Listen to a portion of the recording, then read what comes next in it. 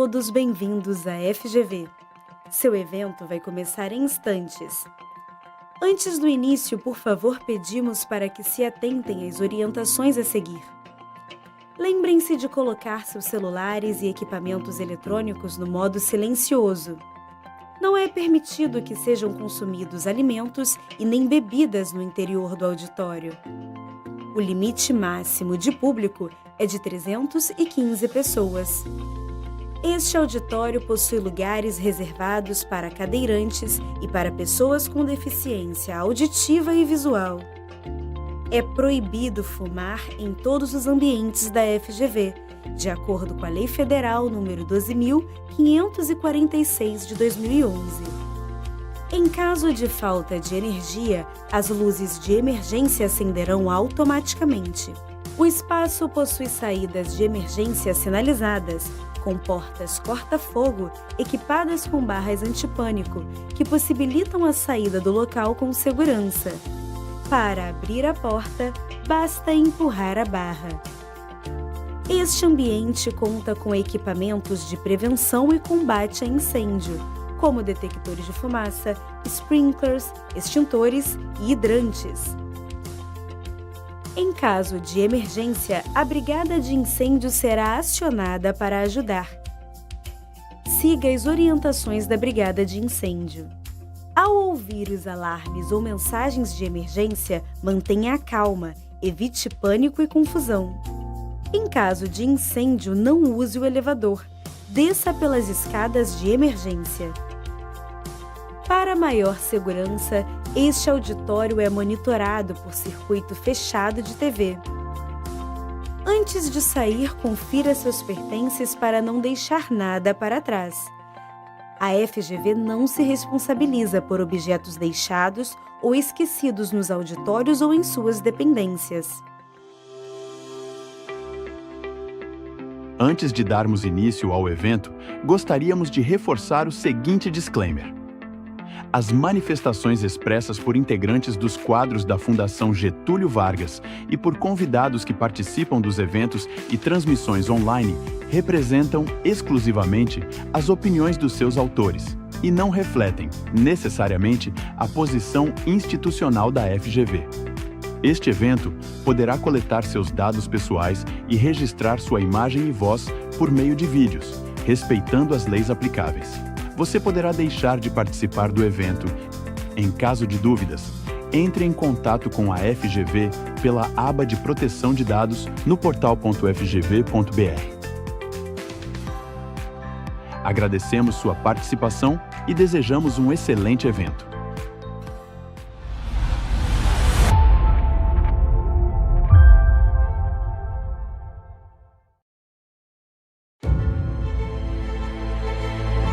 O cerne de qualquer grande transformação é, antes de tudo, o conhecimento. Há mais de 80 anos, a Fundação Getúlio Vargas não apenas observa a história. Nós ajudamos a escrevê-la. Nosso compromisso é único e inegociável: o desenvolvimento do Brasil e dos brasileiros. Somos um centro de excelência global. Aqui, a educação constrói os caminhos para o futuro. Da administração ao direito. Da economia à ciência de dados e inteligência artificial. Da comunicação à matemática aplicada. Das ciências sociais às relações internacionais. Nossas escolas não apenas lideram os rankings educacionais, elas redefinem os padrões de qualidade. Uma excelência que rompe fronteiras. Presentes em mais de 100 cidades, levamos conhecimento a mais de 100 mil alunos de educação executiva todos os anos. Mas o conhecimento só tem valor quando vira impacto. Somos um think tank global. Impacto é produzir índices que contribuem com a economia do país. É formar e selecionar quadros técnicos de excelência para o serviço público. É construir soluções que levam saneamento básico para os brasileiros.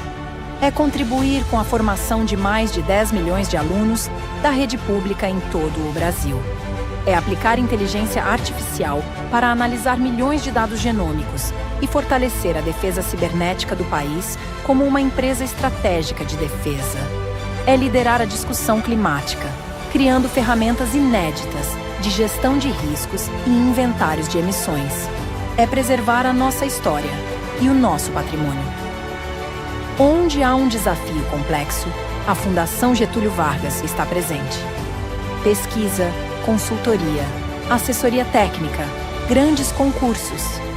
A escala da nossa atuação reflete o tamanho do nosso compromisso. Muito além da educação, muito além da pesquisa, muito além do óbvio. Fundação Getúlio Vargas, transformando o conhecimento em legado para o Brasil.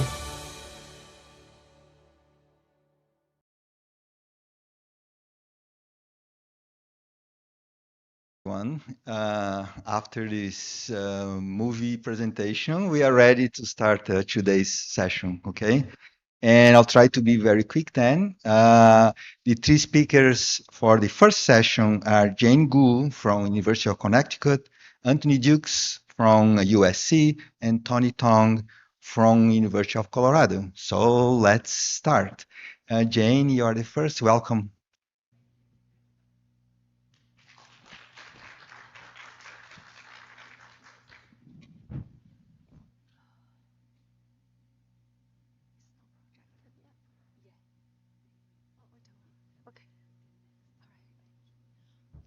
All right, thank you very much. It's a great pleasure to get invited to this exciting event, and I'm super thrilled to come to Brazil, to Sao Paulo, to FGV, and meet with all the great researchers and the practitioners.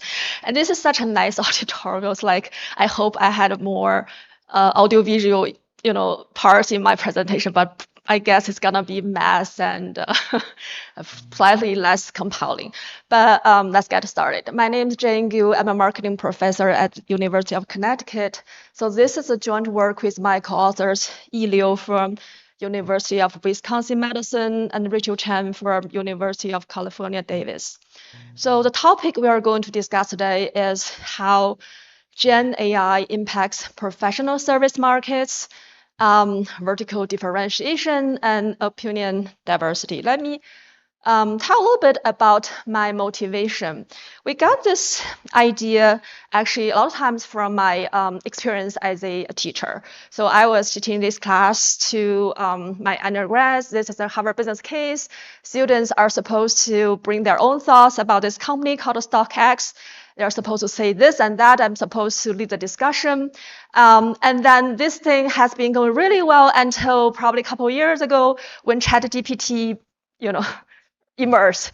And then suddenly students start to talk about the same thing. So sometimes, I was anticipating someone to say, hey, I had this experience, I loved it. Some other people say, I hated it because I got a really bad experience. But that class, somehow every student was saying the same thing. It feels like they were copy and pasted from somewhere. So I was like, did you guys use ChatGPT to do your homework? And there was silence in the classroom. I was like, well, that's not what we want, because that's an open class discussion. We have a highly uncertain, managerial environment. You're supposed to say what you actually think so that we have a variety of ideas. So, we can come up with a more interesting discussion and probably more insights. So let's talk about, why this is important for professional service market. When I talk about that, I'm thinking about, for example, a medical practitioner, a legal counselor, or a financial advisor who actually provide a professional opinion customized to a client's needs so that the client can use opinion to assist their important life decisions, such as, what is the right medical procedure for my disease, what should be the best defense plan to bring to the court, and what are the best financial investments to make. So professional providers actually go through multiple stage process to reach their, delivery of opinion.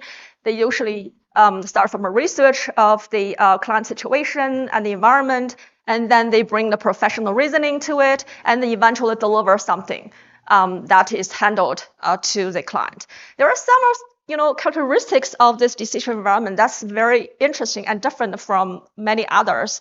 One is that actually this environment is usually highly risky. It's a high-stake, high-risk decision environment, and information is is incomplete, so that it is very hard to come up with a solution that actually hit the truth of the world.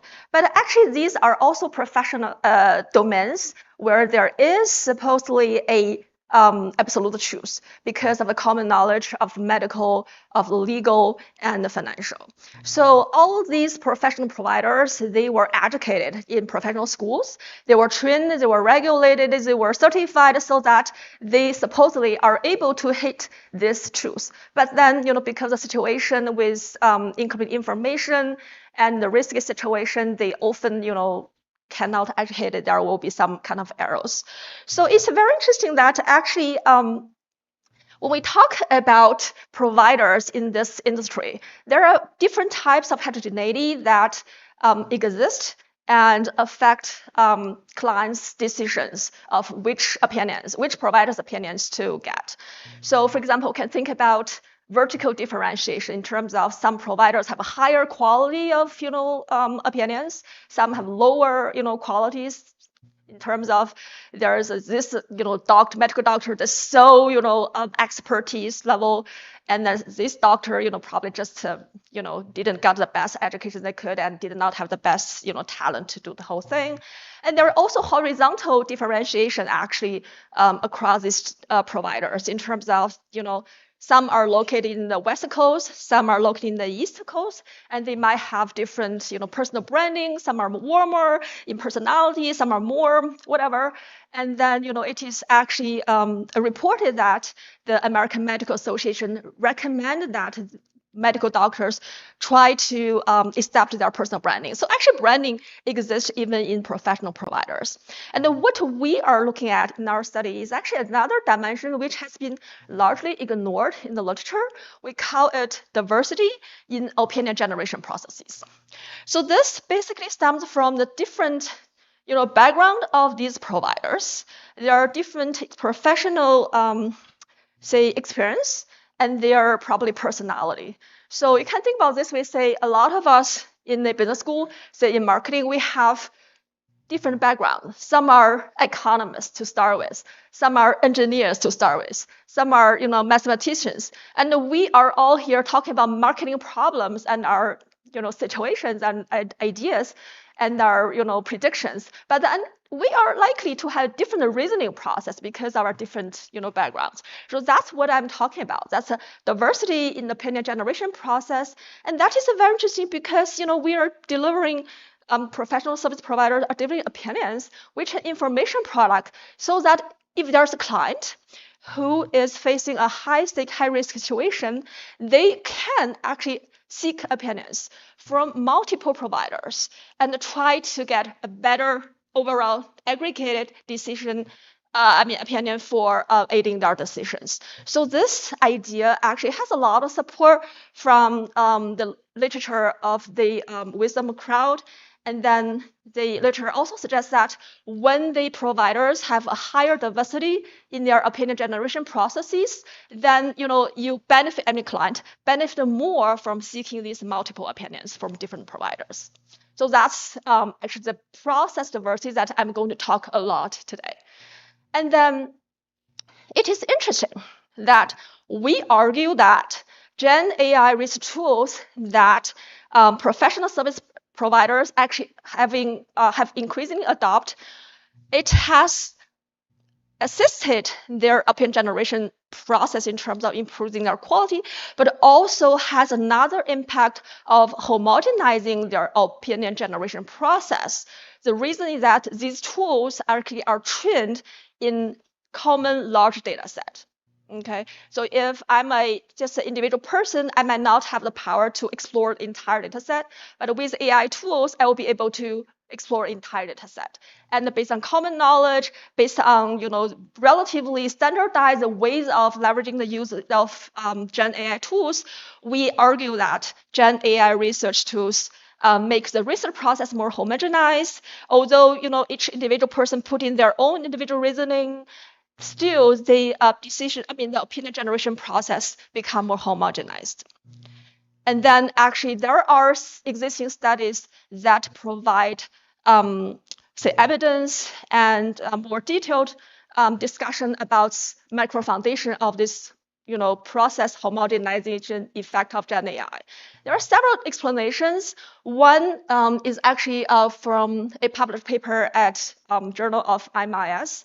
They are basically saying that, when human beings are making recommendations, we actually have a probability of, choosing one option or the other, but AI will actually rank all the different options. They always pick the one with the highest probability. So if researchers use the same tool, they are more likely to always hit the top one ranked option, rather than, some pick this one, some pick that one. So that causes, homogenization of the opinion generation process. And another mechanism that researchers have figured out is that because a lot of providers now actually use Gen AI tools to generate some, say, research report that can serve as an anchor of their decision process. So, when you already have anchor and you use this anchor to, let's say, guide your opinion generation process, you're likely to come up with very, homogenized ways of generating your opinions.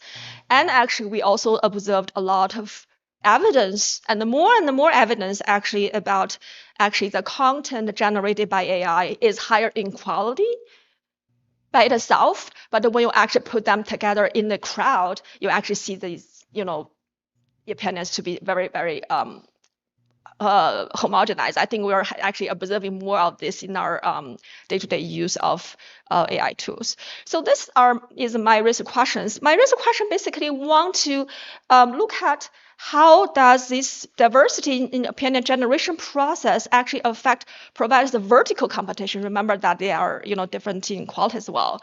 And then I also want to look at how do providers' Gen AI adoption actually reshapes the vertical competition in the professional service market. And how does providers' Gen AI adoption affect consumers, right? So we want to see, with this better tool, do consumers get improved, or maybe there are some, unanticipated consequences.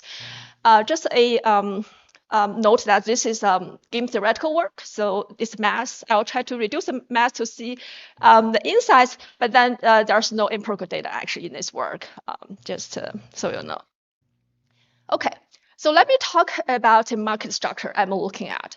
I am looking at a market structure as we have one high expertise providers, and we have two low expertise providers.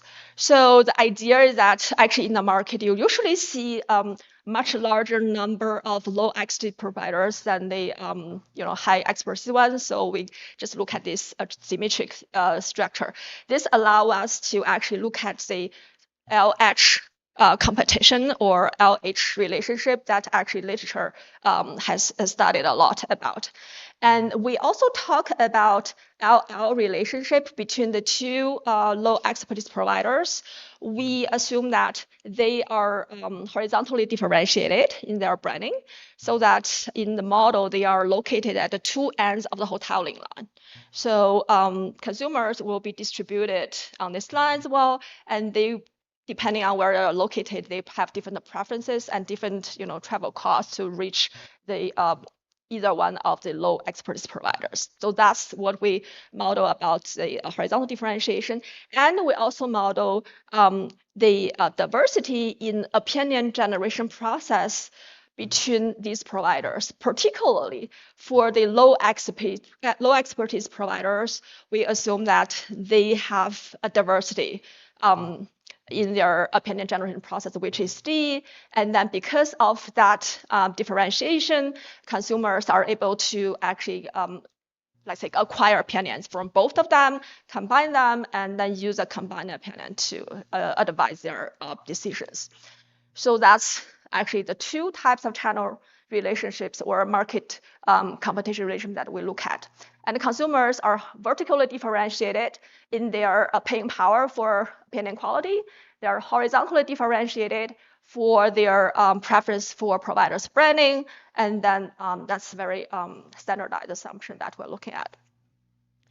So what we think is very important to talk about is opinion generation process. So how we model the opinion generation process. We assume that a provider's opinion generation process is to make a random draw from a normal distribution. This normal distribution has a mean of mu and a variance of sigma square. So this is actually kind of inherited from Savary and Parker's paper 1997 from management science. And then this mu is basically the true state of the world. So basically we're assuming that this professional service provider on average is able to hit the true state of the world. But then because the information is incomplete, everything, so actually there is this variation. This variation is basically inversely indicates the accuracy of opinion. So when the sigma square is large, that means accuracy is low. So basically means that your opinion quality is relatively low. Okay, so that's for one provider. So now let's talk about multiple providers. Multiple providers, they draw from different distributions, different normal distributions, and they have the same mean, meaning that, because it's the same client and because these providers are well trained, so on average, they are able to hit the truth of ground, but the truth of the world. But, they have different processes, so they have different accuracy in their prediction, and they have different sigma square. Okay, so you can assume one is larger than other or that. And then basically a higher sigma square indicates lower accuracy and a lower quality of opinion, and the other way around. So now, what is important is about the combined opinion.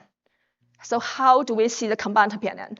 So we are going to actually again follow Savary and Parker to say there is a correlation between the two normal distributions, and that correlation actually captures the diversity inversely, meaning that when there is larger correlation between the two distributions, then there is less diversity between the two opinion generation processes. So in other words, when the correlation is lower, basically these two providers use very different ways of drawing their opinion signals, then we consider them to have higher diversity in their kind of generation process. And we can use a base rule to actually look at the updated variance of the joint distribution. And obviously, when the correlation is greater than 0, you are going to get reduced variation, meaning that the combined opinion has lower quality. Am I clear? Any question? Okay, so this is the most difficult part. Once we're, here, actually, I think we are very ready to move forward. Okay, now, 2 scenarios that I consider. One is scenario N, which is providers do not adopt AI. Then the other is scenario A, that is providers adopt AI. Okay, let's look at provider H. We assume that provider H offers the highest quality of the opinion. So if you already get provider's opinion, there's no need and no benefit from getting opinion from any of the other providers. And then for provider L1 and L2, these low expertise providers, their opinion quality is lower than 1. Okay, and their process diversity is D, which is greater than 0, meaning that there's some diversity so that a client can actually buy opinions from both and combine them to improve their quality. So we actually have a specification about how these two providers' opinion can be combined and the quality can improve from QL to QLC. So that is basically positively correlated with QL the quality of the low expert providers before being combined, and the D, which is opinion process, generation process diversity. So that's N, that's when there's no AI. Now, what happens when providers adopt AI? Provider H remain being high quality opinion providers, right? So nothing's changed. For these low expertise providers, L1 and L2, because Gen AI tools help them to expand their research process to actually improve their decision quality. Now their individual opinion quality improved from QL to Hillcat. Okay, that's individual. But actually, because of this process diversity homogenization effect, we actually assume that this diversity measure D now reduced to 0 or very, very small number. So that's they are no longer, let's say, diversified in their generation process, meaning that if I'm a client, I know these two doctors are basically using the same procedure, but same process to generate opinions. I do not need to go to both. I can just go to one or the other. So that is the key driving force of this market structure change. So the consumer utility is very, let's say, standardized utility. Consumers have vertical differentiation. So we have the theta, which indicates their preference for quality, theta times QH, which is the high quality opinions, and the minus Q bar, which is the outside option quality. The whole thing minus the price is a consumer's utility from provider H. And then we can just use very similar standardized ways to generate the utility function for if a consumer buy from L or both L1 and L2. And that's the consumer's utility in scenario M. In A, basic consumers have only two options in our setup. So either buy from H or from L, that's it. Okay, now let's look at how things actually change in terms of market structure.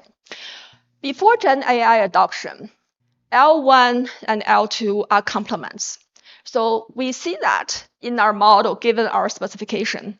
No consumers buy only L1 or L2. They will always just buy both, because that provides the highest quality of opinion for consumers who are not able to afford a high quality opinion. So in this case, you see that the horizontal differentiation or branding differentiation between low experts providers has no impact. The market is basically just a competition between H and the combined L1 and L2. And then after Gen AI adoption, the market structure shifts.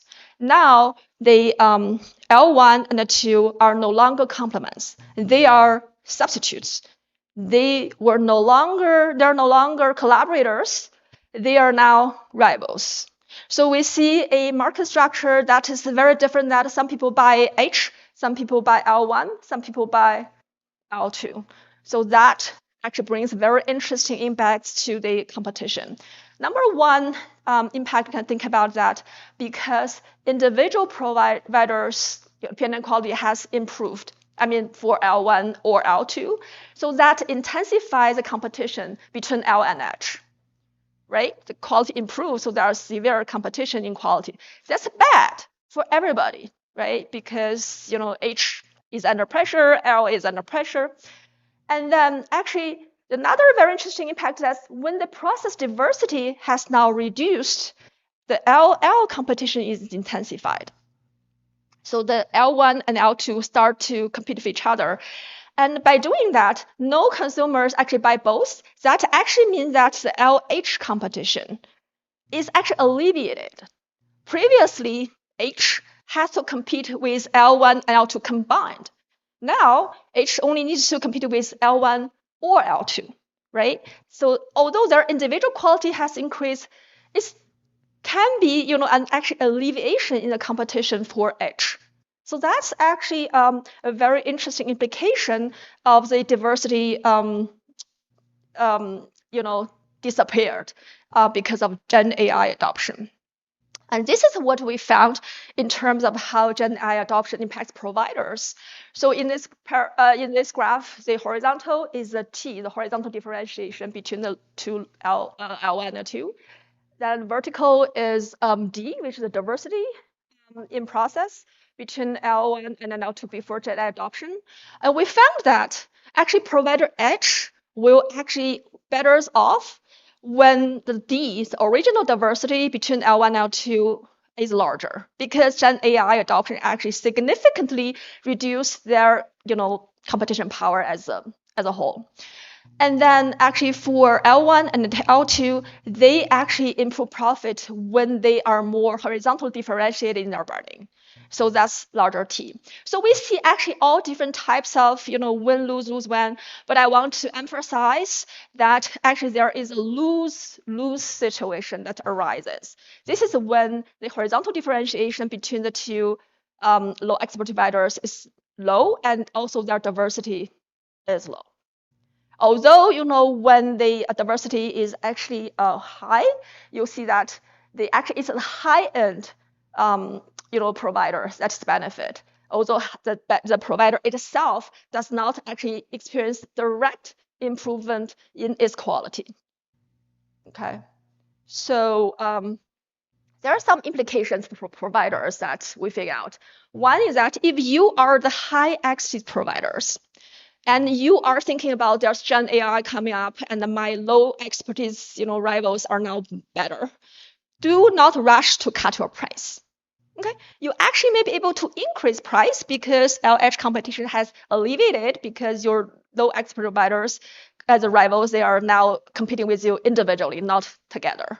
And you do not need to be pessimistic, and you can actually invest in maintaining quality advantage, which means that now you can be even, you can maintain your quality advantage in the competition. And now for providers with low expertise, it's actually a situation that really needs caution, that you may actually fall into for prisoner dilemma in Gen AI adoption, as actually we are able to prove that it actually arises. And you might want to consider investing in brand differentiation now. So when T is larger, it can help compensate the loss in diversity of opinion generation process. And then it also probably worthwhile to consider investing in fine tuning, so that even if both you and your rival are both adopting Gen AI tools, you can still be somewhat diversified in their individual opinion generation process. So this is just we actually consider the game of adoption and show that scenario A actually arises as a unique equilibrium, and it is actually the present dilemma situation. Okay, now consumers. So how Gen AI impact consumers? When providers tend to lose in a lot of places, do consumers benefit?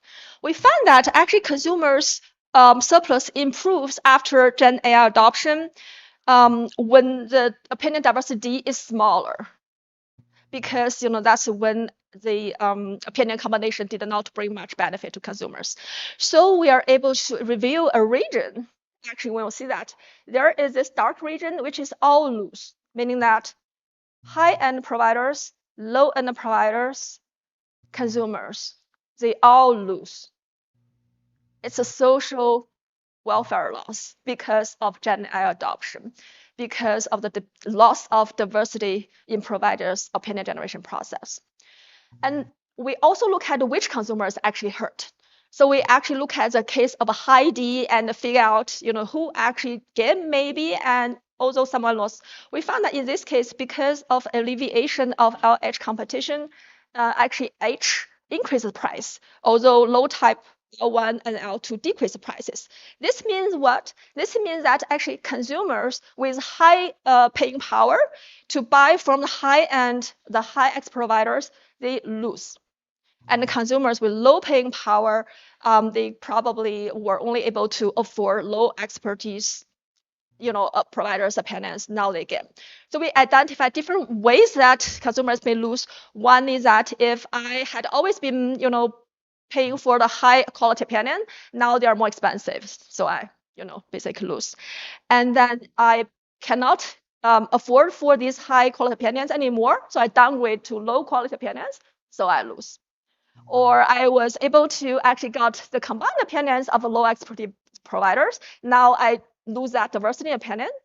So I lose. just 3 different ways that consumers can actually lose. Although, at the lower end of the market, those consumers who were not able to, get the opinions, they were out of market. Now they're able to afford for local opinions. These consumers scale. So overall, total consumer surplus scale. Okay. I hope by this point you were convinced about actually diversity in opinion generation process is a very important thing. So my conclusion is that while it is actually unique, there is unique value that exists in our different people's very different ways of thinking. So not only top human talent, they are irreplaceable, but human intelligence of a large number of us, of low expertise providers, that also carries unique, significant value in the opinion generation diversity, and do not get rid of that. That's super, super valuable to retain. Second, Gen AI adoption poses threats to process diversity in opinion generation, and this can help actually high expertise providers, but harm consumers. So policy makers should be aware of this outcome, which might be different from the anticipations. And also, after Gen AI adoption, low exit providers need to rethink the role of brand differentiation. So traditionally, probably because of the clients have the tendency to buy from both, it's not important. But now after Gen AI, it seems like consumers might actually pick one, but not both. So there will be competition. And think about what you can do to differentiate your brand, even if you feel like a professional provider, you do not necessarily, talk about branding. Now probably branding becomes more important than it used to. So I guess that's all I have. Thank you very much.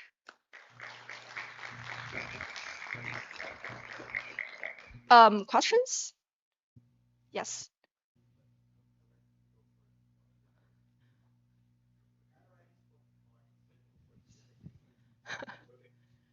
Super interesting. So if I understand correctly, the difference between high quality and low quality is just purely a matter of information, right? Because so let me tell you like what my thought process. There's a lot of talk about, so there's Gen AI and there's some empirical work on this, and theoretically you can see how this might be true. So one version is Gen AI shrinks the difference between lower and higher quality.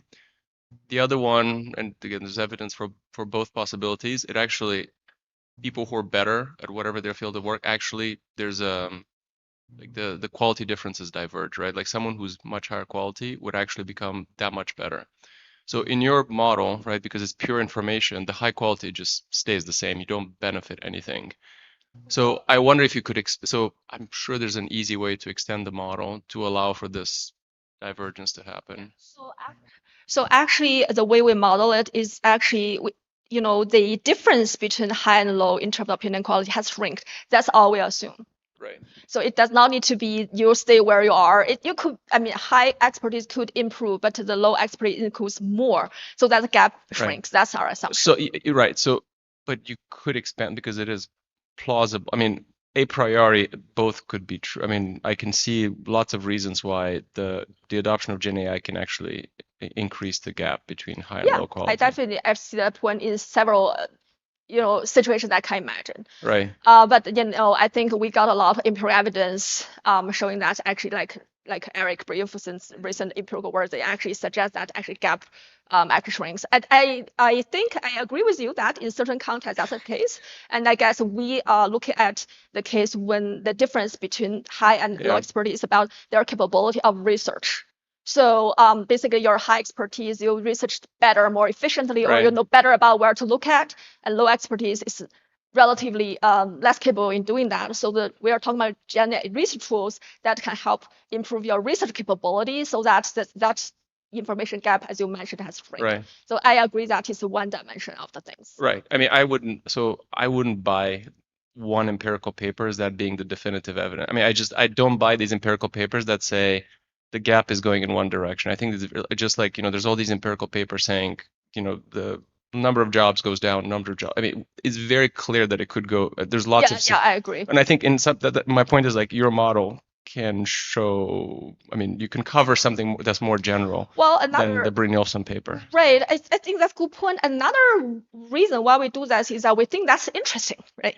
Yeah. I think we're looking at interesting case when Gen AI actually has good things and the bad things. Good things that the gap brings, and the bad things that actually diversity is lost. And in that case, if the gap actually becomes really large, then actually the LH competition even alleviated. So I think this tension that we're looking at is lost. So I agree with you. But it's interesting. Yeah. I mean, I think you could cover all cases. Like that's my point. Like that's much richer. I'm just saying this is you can have like a very rich framework that covers everything. So. Yep. Great. Thank you very much for the advice. I have two questions, a little bit technical. One of them is, you said before AI, the buyer will buy, the one that buys, sorry, there is never a buyer that buys just one low quality provider. Can you just provide an intuition of why will that be the case? That someone wouldn't go, oh, I just go to a low provider and I have a small budget and I go there. So why this happens, this region with none?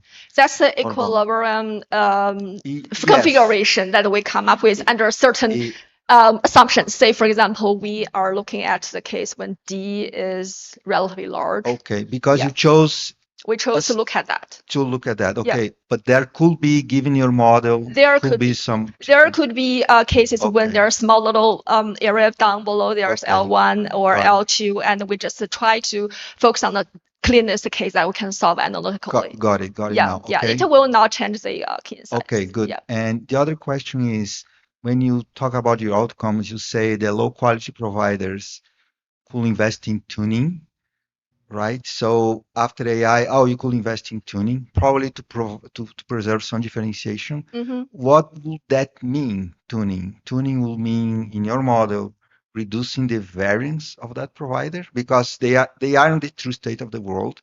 So tuning means reducing the variance, right? And will also means improving the quality. So I'm a low quality, tuning will mean reduce the variance and become my quality higher than the other person. Just to understand what your implication means. Yeah. So given your model. Right. So the idea here is that, when we talk about the loss of diversity in opinion generation because of Gen AI risk truths, basically make everyone risk the same way, we were thinking about what would be possible ways for providers to do to retain that diversity, so that you return that collaboration, like a buffer there. So we were thinking about maybe it is possible to train your own generous tools using your own individualized expertise level, so that you return that diversity in generation. Yeah, because so the only the suggestion is, given your model and the assumptions of your model, then you need to provide something that is related to your model. Otherwise, you're making a conclusion which is outside of your model. So just thinking about what you could do given your model. You understand what I mean? You mean because the true state is Y, right? Either you could be purposefully move out of the Y, so I'm going to be wrong on purpose. Tuning means I'll be wrong on purpose. So instead of the mean, I get a different mean on purpose. Or I reduce the variance. And so thinking, given your model, what could the low quality provider do? So we are thinking about, so in this model, we are making extreme assumptions so that it's trackable. So we're talking about process diversity now drops to very, very small, right? But you can imagine that, if the provider can do something so that they return some diversity, so that the D does not drop to like zero.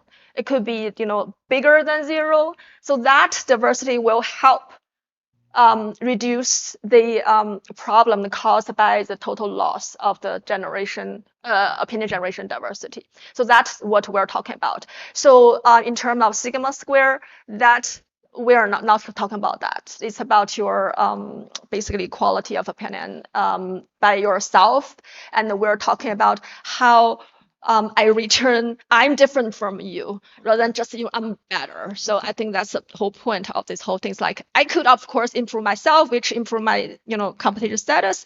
But more importantly, I want to be diversified from you, so that maybe we can still be combined even after Gen AI adoption, and we can still work as a collaborator rather than just pure rivals, as in the case that I show. Okay, thank you. Thank you. Anthony? No. Her? Yeah.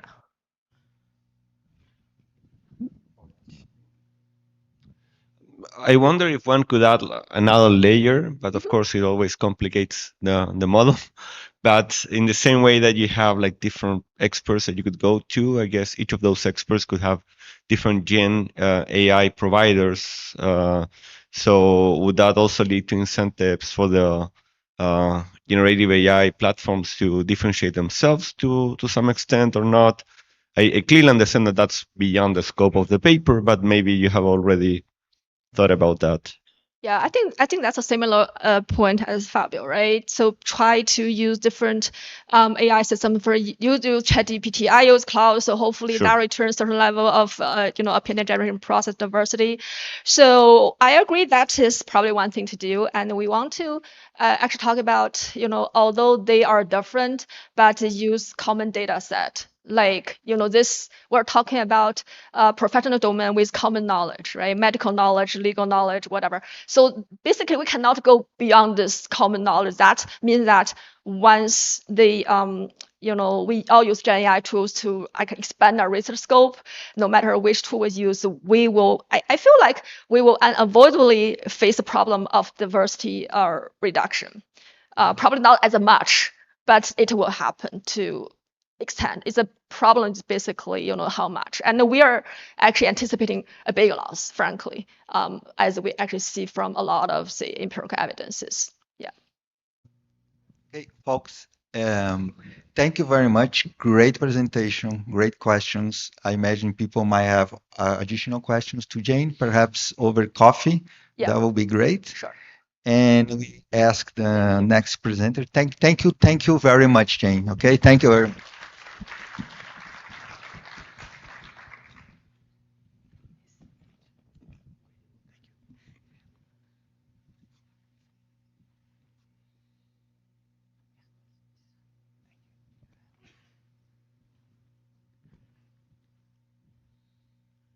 All right, I hope this is not disappointing, but my talk is not going to speak a whole lot about digital platforms or AI, but in the spirit of diversity of topics, I thought this might be relevant. And it's something I'm really deeply interested in research-wise, particularly as it relates to false advertising law in marketing. And this is joint work, continuing with the Connecticut theme, joint work with Jane's colleague, Wening Bao, and Ping Xiao from Melbourne Business School at the University of Melbourne. So I'm going to talk about puffery, and in Portuguese, I think it's exagero publicato or something like that, if that word is obscure. So puffery is exaggerated claims made in marketing. We see it all the time. And this paper is going to speak to a particular doctrine in U.S. case law called the puffery doctrine.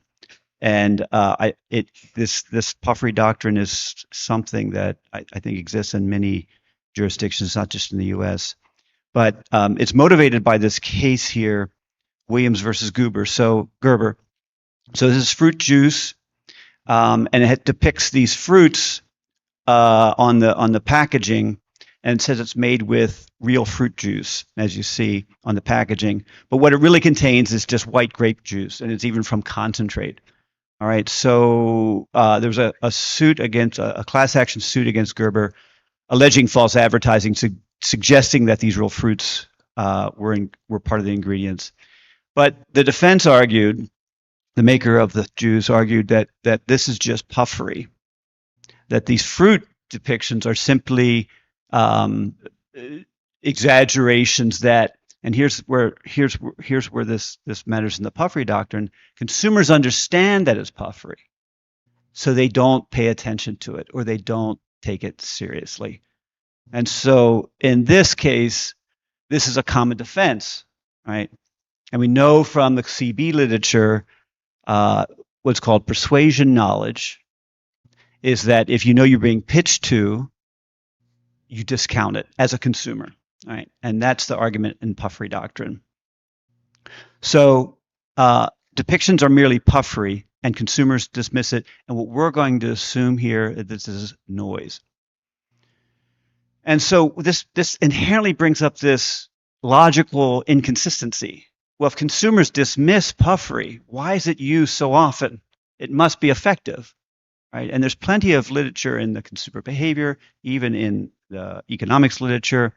There's a new paper by Mike Thomas at the University of Missouri who looks at puffery on Airbnb and does find it's effective. We're not here to contest whether it's effective or not if it's noise. So we're just here to argue this logical inconsistency in the legal application of the puffery doctrine may also have problems. And under what conditions does it have problems? Okay, so we're going to treat puffery as noise. Consumers dismiss it. Can it have an effect? So this is the puffery doctrine. Consumers dismiss it, so we're going to treat this as noise. And what this does is it shields marketers from false advertising liability. So our objective here is to reconcile puffery's ubiquity in use, even if it's noise. So what is puffery here? So the question is, can puffery as mere noise be effective? This is the, I just wanted to relate this to some digital context. So we see hosts on Airbnb sometimes use puffery. And so this paper by Mike Thomas that I mentioned earlier tries to assess the effectiveness of puffery in by hosts and what it means for consumer satisfaction from the guests who leave later. And what he finds is it is effective, and it sometimes creates disappointment by consumers, but on average not. So puffery is effective. So how are we going to model this? So this is going to be a theoretical argument based on game theory and a model of rational inattention, treating puffery as noise, as part of the communication. So how might you interpret this in practice? Okay, so the marketer has many communication vehicles, advertising, packaging, slogans, whatever. For us, we're agnostic towards what that vehicle is, but we are going to make a stance on how it appears in the communication. So it's going to be part of the communication that's noisy. So look at this Papa John's. So Papa John's is a famous case in the U.S. Case law on false advertising because it really laid the definition on what puffery is. And so puffery is exaggeration and bluster and sales bluster that consumers dismiss. And so here's the communication way we're thinking. Here's how we're thinking, and here's how I want you to think about communication from the marketer's point of view. There's informative part of the ad. So think of it as like information disclosure. You're going to learn your match value. So for instance, the blue line here, the blue lines, this is a brand, Papa John's. It's pizza, right, as indicated by the photo. And the puffery aspect is better ingredients and better pizza. And this was the source of the case against Papa John's by Pizza Hut. So this is a Lanham Act case. So this Lanham Act is a federal law that allows competitors to bring false advertising cases against another competitor whom they feel has undermined them with false advertising or hurt their reputation. So better ingredients, better pizza. This is the noisy aspect. It doesn't tell you anything about pizza. It may tell you something, but we're going to treat it as simply as noise, right? Consumers dismiss this slogan. Okay, so our main insight is that puffery, even if it's noise, can generate sales only under precise conditions, namely that there's limited attention and that the consumer has sufficient preference for the product. Okay. So think of a grocery store environment where there is limited attention. A consumer is choosing between two brands of, say, cookies here. The one on the left is a branded one that is E's famous, and the other is an alternative that is not puffed. Okay. And so what limited attention does, it forces the consumer to decide how much information she's going to pay attention to when she's learning information about these two products. Okay? And so that noise is going to affect how she allocates that attention. Okay, so suppose the shopper, and so these are the conditions that make this work, and I'll show a little bit more specific logic when I get to the model, but at this early stage, let me just say that the shopper likes ease and may therefore, so puffery is working in two ways. One, she overlooks a decisive detail about the outside option. Why? Because there's noise in the focal option in the ease brand, so she may pay less attention to the outside option because she wants to know more about the other because she likes ease. So she really wants to know about ease. And if she gets a bad draw from ease, she reads something, she thinks, oh, I don't like this. She understands that she has limited attention, and so she'll discount that negative information. Okay, so that's where conditions 1 and 2. And so what we show is these two conditions are necessary and sufficient for puffery as noise to be effective at generating additional sales. In particular, in those situations where ex post, she would have preferred the outside option. Okay, so that's the high level, and that is really the result that we're trying to sell here. And we're going to try to sell this, to a law audience as well, not just a marketing audience, because we think it challenges the puffery doctrine. Okay, so let me just briefly, high level, go through the model here. So a seller is a single seller, right? So we're treating that other chocolate chip cookie as just an alternative option, an outside option. So the seller chooses a communication strategy. She uses puffery or she doesn't use puffery. And using puffery simply means I add a little bit of noise to the disclosure of my product. We're not going to incorporate price. It's going to be fixed and exogenous. The buyer, she faces two options, the seller's product and an outside option. And she's matched with either of them with equal probability. And we're going to make this simple. The valuation that she learns, her match value, is going to be 0, 1 with equal probability. Okay, so she's going to choose how she allocates her attention to learn these values. Okay, so A1 or A2, that's going to be how much attention do I pay? And now it's limited, right? She can only allocate a total, she's constrained to a total amount of attention to one, so she has to allocate that across the two options, right? And to try to learn the match values. Now, our key assumption here is that the seller may have some market power or some brand value, right? And this is what's going to be needed is going to be necessary for our result. So the buyer has some preference for the seller's product. We'll call this B. This is some exogenous preference. And we can play with this. We don't want to be too strong that she always chooses the focal product. So we're going to limit it to be an upper bound of 1 minus the expected value of the two products, which is 1/2, right? So B is less than 1/2. Okay, so let me just walk through the mechanism here. So we have two attention regimes, unlimited attention. So when the buyer has unlimited attention, she can allocate her total attention to both products, and she learns the match value. Okay, that's straightforward.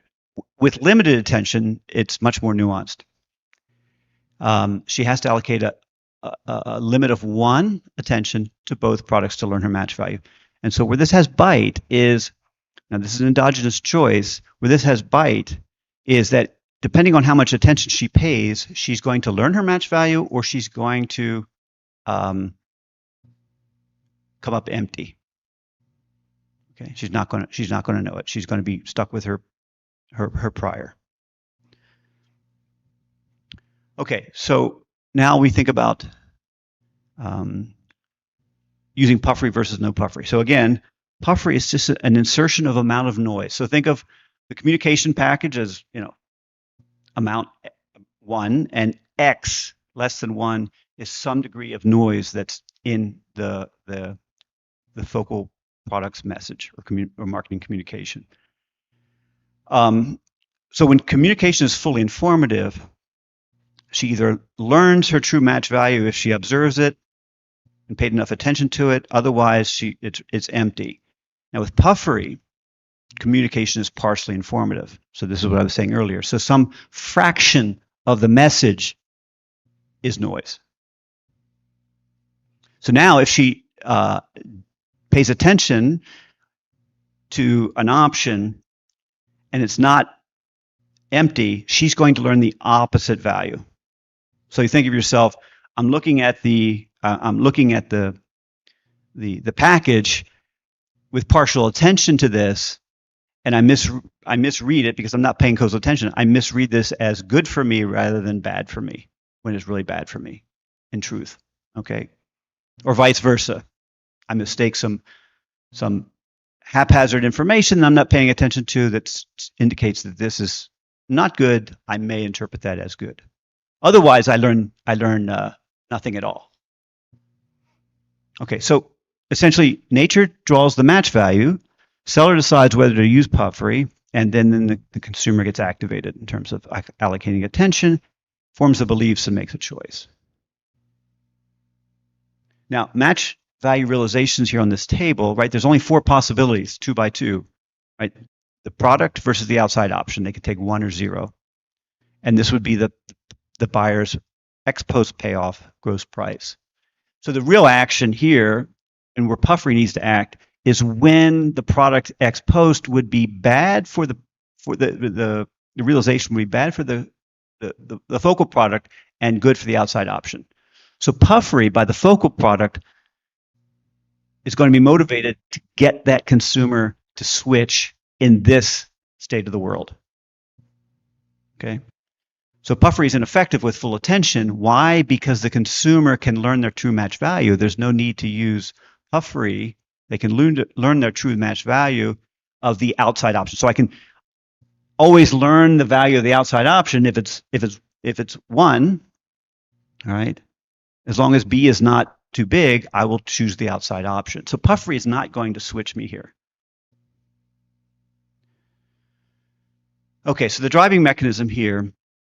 So if B is not strong enough, so if the brand preference is not strong enough, if there's no puffery, she's going to split her attention. Why? Because the 2 options are relatively equal, so there's no reason for me to pay too much attention to one or the other. I can give all my attention to the outside option, all my attention to the focal product, or split my attention. I'm going to learn enough to make a good choice. With puffery, I'll pay no attention to the focal point, and I'll just learn everything from the outside option. If it's good, I'll buy. If it's not good, I won't buy, because the brand value is not that strong of the focal option. Now, if B is sufficiently large, if the consumer sufficiently has a prior preference for the focal product, then puffery can drag more attention back to the focal option, and that tends to raise her expected value. Okay, so what she's doing when there's a lot of brand preference, she will try to avoid lost brand preference error. So in other words, she will want to choose the outside option when they're equal, because she likes that's the lost brand preference error. If she's choosing the outside option when the 2 realizations are equal, but if B is sufficiently strong, she's going to allocate more attention to the focal product, so she doesn't lose that option, doesn't lose that possibility, because she likes the brand. So puffery is profitable if and only if B is large enough under limited attention. So here's how it's working. So if you see this equation here, this inequality rather, the inequality represents the buying condition of the focal product. So suppose again that we're in that state where the truth is the outside option is better than the focal product. But she doesn't know that because she hasn't gotten her full information. Now, if rational attention permits her to not know the true value, the match value of the outside option, what she's going to do is she's going to discount. So attention, the attention problem when there's noise is that's going to lower her expected value of the outside option. Why? She didn't observe the match value, right? Because she paid more attention to the focal product. Now, the blue, there's belief manipulation. So there's a second driver of this mechanism. When there's noise and she observes that the focal product is not a good product, but because there's noise, she discounts that information. She says, well, you know what? I do like that product. I want to like that product. And given that I have this bad draw, I'm going to discount that bad draw because of that noise. And so that attention, that limited attention and the noise has redirects the consumer's attention towards the focal product, makes her discount the good information or the null information she got from the outside option, makes her discount the bad information she got from the focal product. So let me just wrap up the insight here. So non-actional puffery, even if it's noise, is profitable under two precise conditions. There's limited attention and there's sufficient brand preference. Okay? If neither of these conditions hold, puffery is not effective as noise. So our academic contribution is that non-persuasive puffery can be effective. We say non-persuasive in the sense that it's noise. This can be related to prior work, theoretical work using cheap talk. Former grad school colleague, a co-student of mine, Rick Harbaugh, and a co-author, Chakrabarty, have a paper in Management Science talking about puffery being persuasive as cheap talk. So if consumers understand that this product may be aligned with my preferences, cheap talk, even though it's cheap talk, can be persuasive. This recent Airbnb paper I just came across yesterday looks at it empirically, suggesting that puffery can be persuasive on Airbnb. And then there is plenty of work, and this is probably the most famous work, Shoe and Wire, that shows that puffery can be persuasive under certain environmental conditions, namely when the consumer is not an expert. If I'm not an expert in a category and the seller uses these sort of language like alpine class or Corinthian leather, right? These meaningless words, they're effective because I'm not an expert, but that must mean something. And so these are examples of persuasive puffery. We're showing that non-persuasive puffery can be effective. And I think this is an important point to make from a legal perspective. We offer a direct challenge to the puffery doctrine defense for false advertising litigation. And that is the conclusion. So thank you for your attention. I'll take any questions if there's time.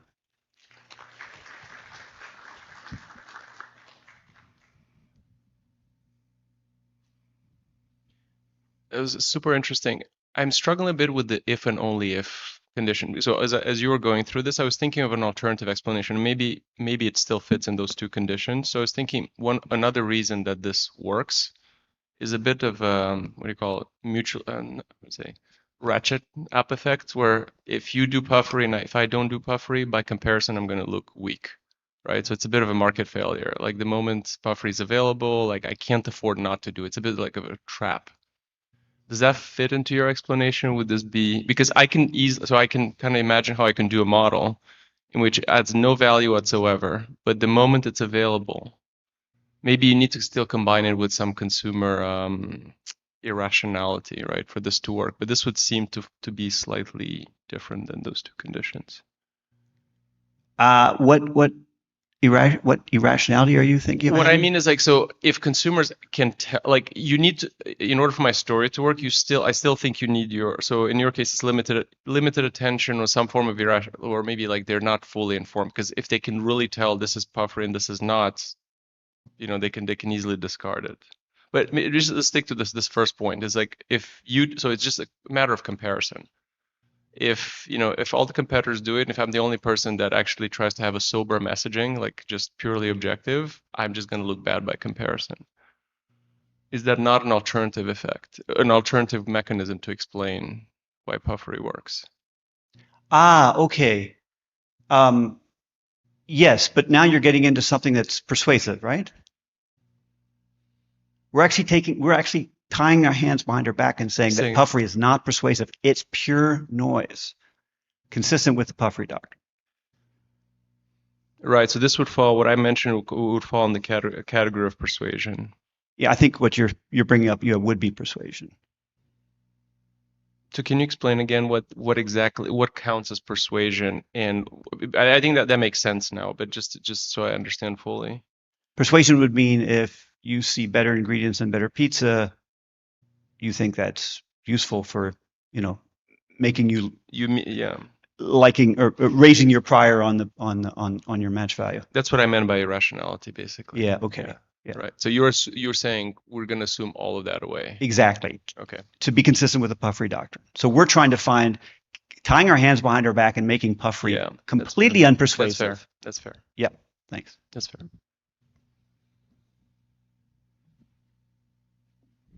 Thanks. I have two comments. The first one is related to your second condition on having some basic or strong preference for one brand or one type. And my question is that enough? In what sense? That, let's say this is Pepsi and Coke, to make it easier. I have already tried both, and I do like Coke more than Pepsi. If that's true, and that's why I keep buying Coke, doesn't matter buffering. Doesn't matter. I just keep buying it whether there is buffering or there's not. So it has no effect. So it seems to me, and that's the question, it's actually what you need as your second condition is that you have some preference for the brand, but you have not tried the outside option. And that's why buffering works. So it's not enough to say you have a preference. You have a preference, but you haven't tried the outside option. And that's why it works. So that's one question. And the second is the way you model this is a one-time purchase. And the question is whether buffering will work on repeated purchases. So again, I just tried Pepsi, I never tried Coke. That's why buffering works on me.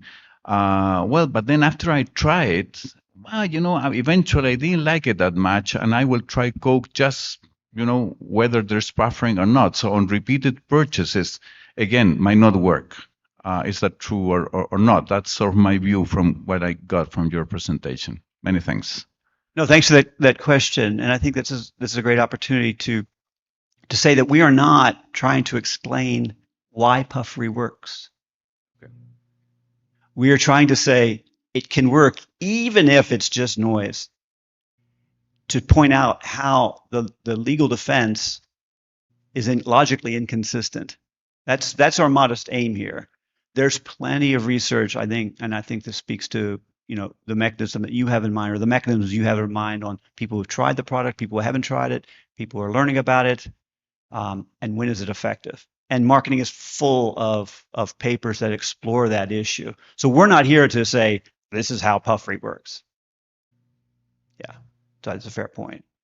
But I think you also bring up this very fun point about the brand preference. And this is also, we're thinking about how to relate this to antitrust, because your sufficient brand preference is also an existence of some market power.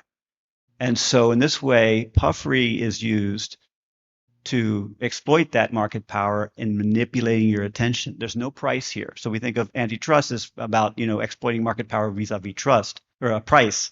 Here we're thinking, is there scope to make an antitrust argument that if we have market power of you in terms of your brand preference, are we able to manipulate your attention in ways that ex post are not good for you?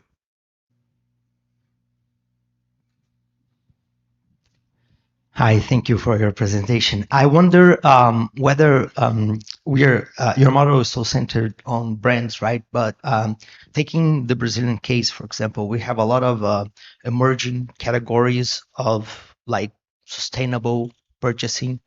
And now that we're dealing with buffering, I was wondering, we have so many of those from the more extreme happy chicken eggs to the more nuanced conscious labor from fast fashion companies.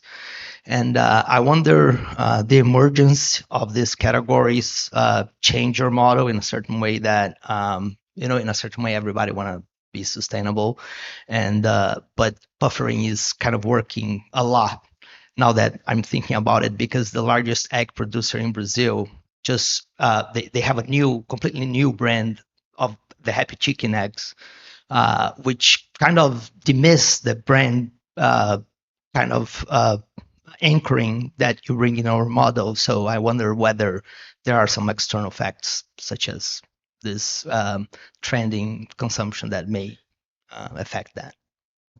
Yeah, that's a very interesting phenomenon. I think the way that marketers maybe exploit some trends on credence properties, right? It's a credence property. I don't know if they're really green or not. I may not know. I may not know whether these eggs and my purchase of these eggs actually will make a difference in the future of global warming, right? And the way that marketers exploit that credence maybe to, I don't know, for some behavioral benefits that the consumer gets. I don't know. I could come up with some explanations that would explain that. This model won't. Yeah. And I don't think that this model is equipped even to be augmented, because we're not trying to explain puffery. We're trying to pull a logical argument. So, but I think what you're raising is suggests to me there's more work to do to try to understand this. It might be beneficial. It makes consumers feel better, right? Great. Thank you very much. Thanks, Anthony. Thanks to the public for the questions. We are now ready for the third presenter, which is Tony Tong from University of Colorado. Tony.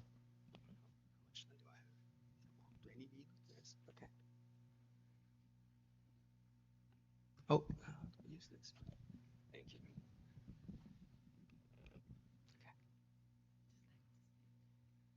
The full screen.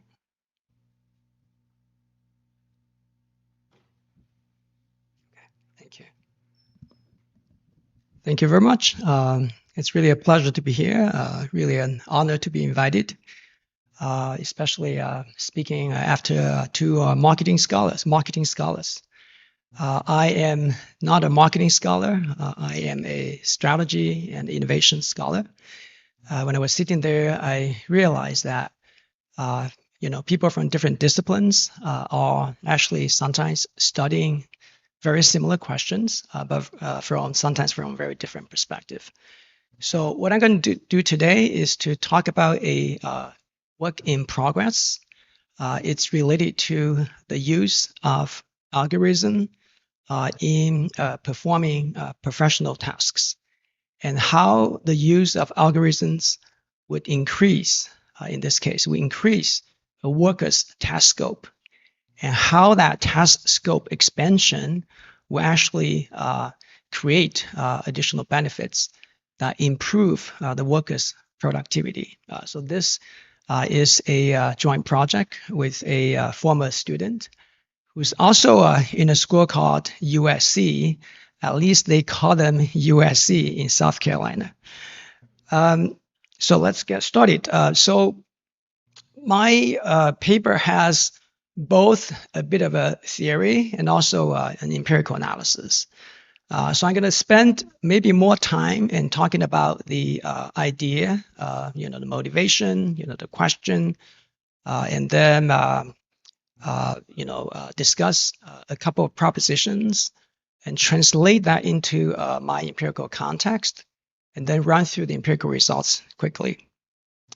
So one thing about AI and also algorithm that we're talking about was that AI is creating a lot of buzz in newspapers, right?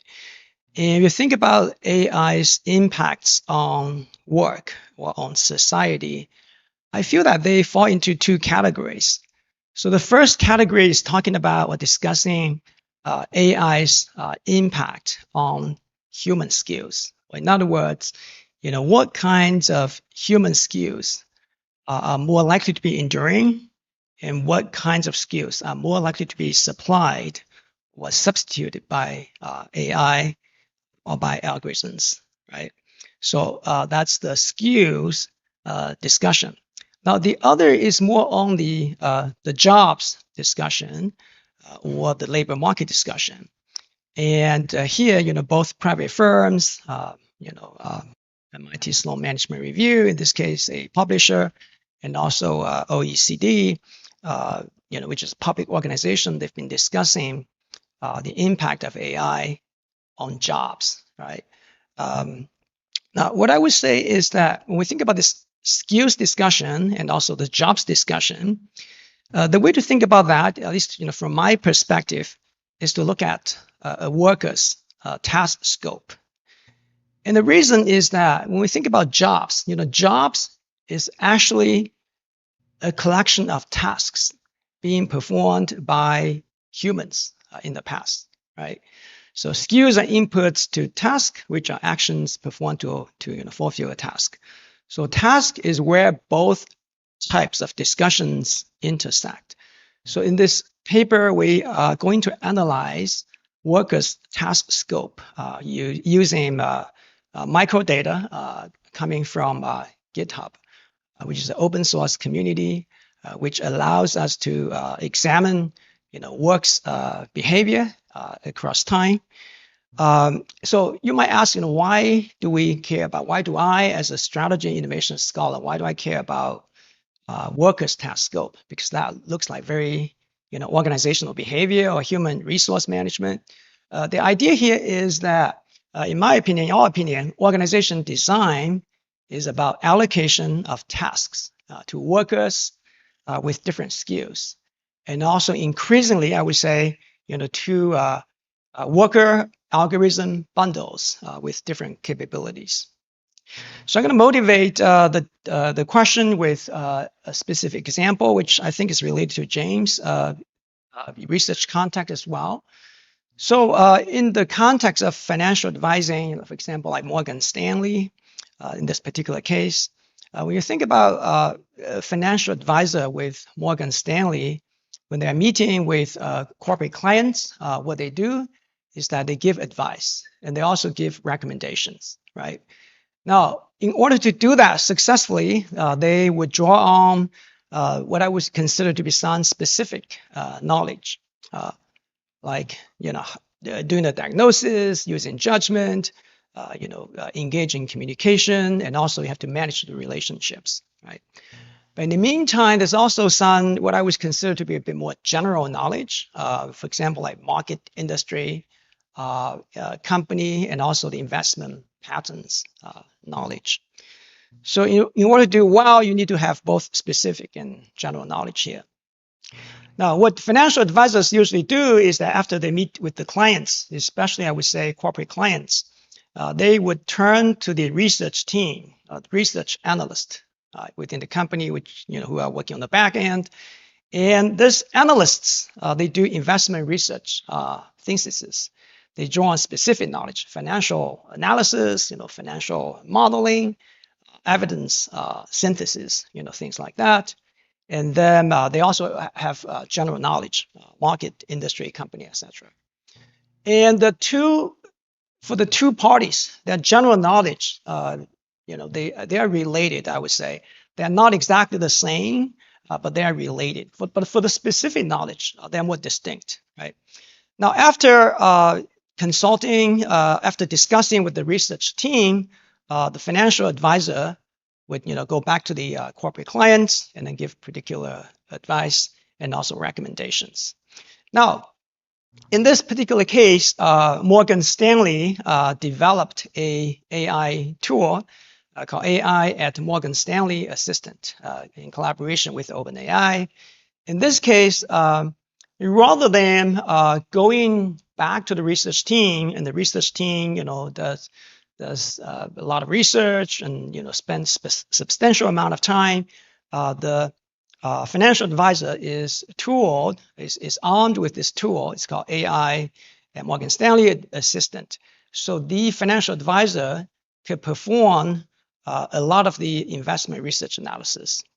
So in this case, at least a significant part of the specific knowledge that was, owned by the research team or research analysts. In this case, they're substituted by AI, right?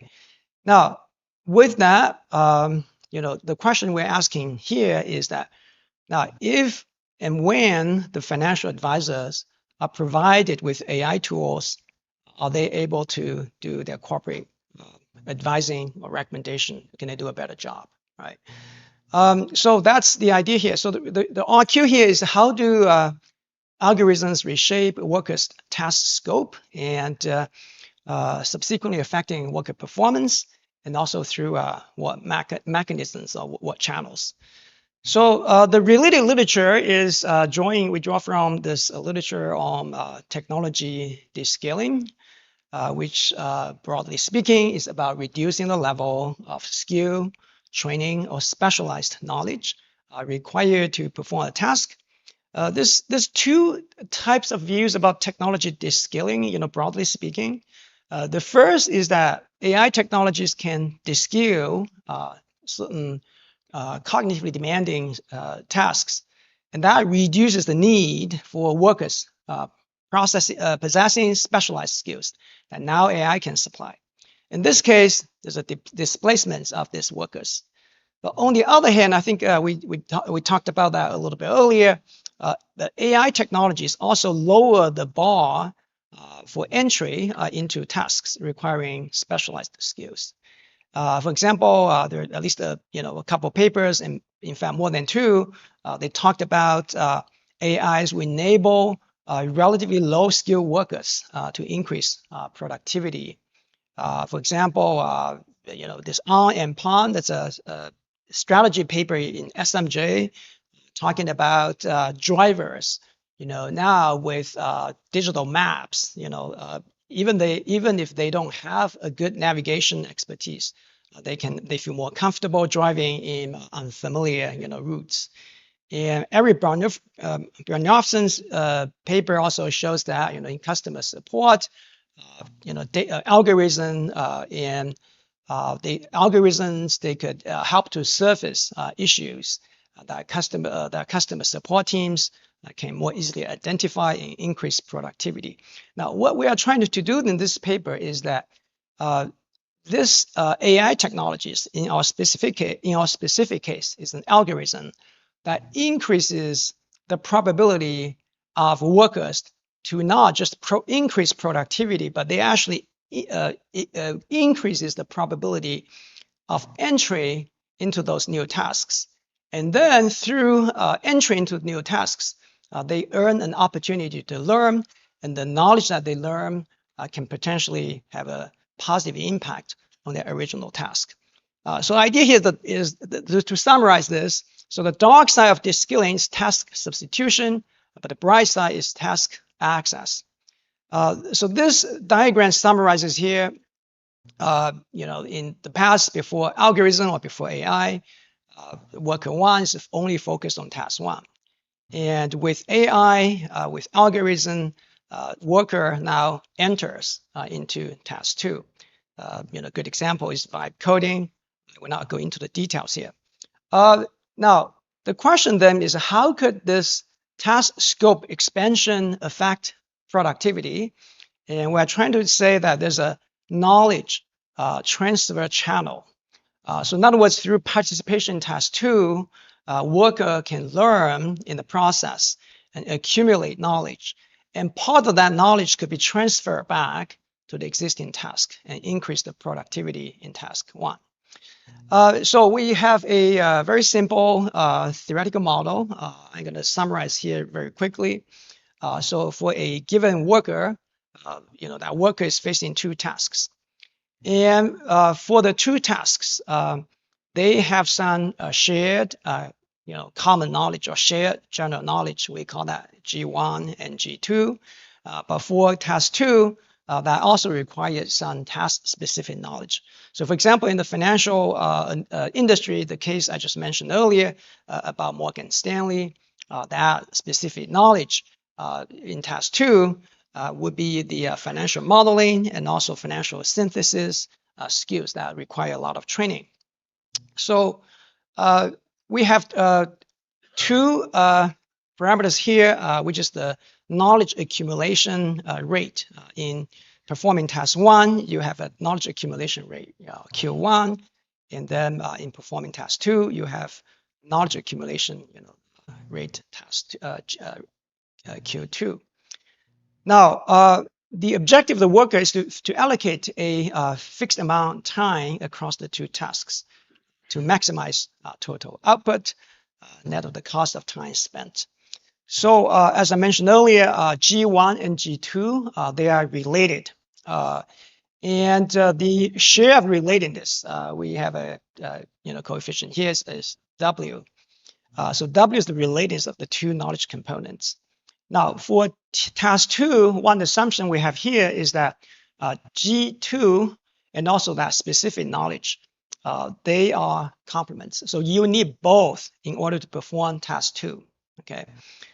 I mean, the intuition here then is that without entering into task 2, the worker will not be able to learn knowledge G2, part of which could be transferred back to task 1.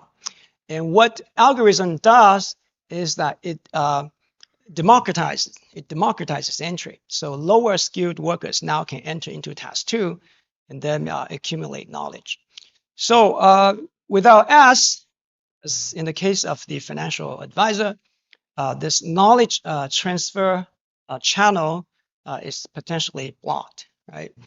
So in other words, in this case, without the algorithm, the financial advisor's role is focused on financial advising rather than doing more tasks, which would have been possible with the assistance from the algorithm. Now, with algorithm's assistance, the worker now can perform in task 2 because the payoff from working on task 2 increases. So rationally, the worker will allocate some time to task 2 and reduce its time in task 1. The question, though, is, of course, how much knowledge can the worker learn in performing task 2, and to what extent that knowledge in task 2 or G2 could be useful for the productivity in task 1. So anyway, we have a proposition 1. It's a pretty simple one. So with the adoption of algorithm, a worker's task scope would increase. This was not possible in the past because of very task-specific knowledge requirements. So here, the question then is, when does entering task 2 will raise task 1's output? So there's sort of a benefit and cost analysis. So the cost here is that now you have less time in performing task 1, right? So the direct output loss. On the other hand, it could also be the case that because you spend less time in task 1, your learning rate or your knowledge accumulation rate in task 1 declines. On the benefit side, task 2 builds G2, and part of that could have implications for productivity in task 1. So when is cross-task knowledge transfer strong enough?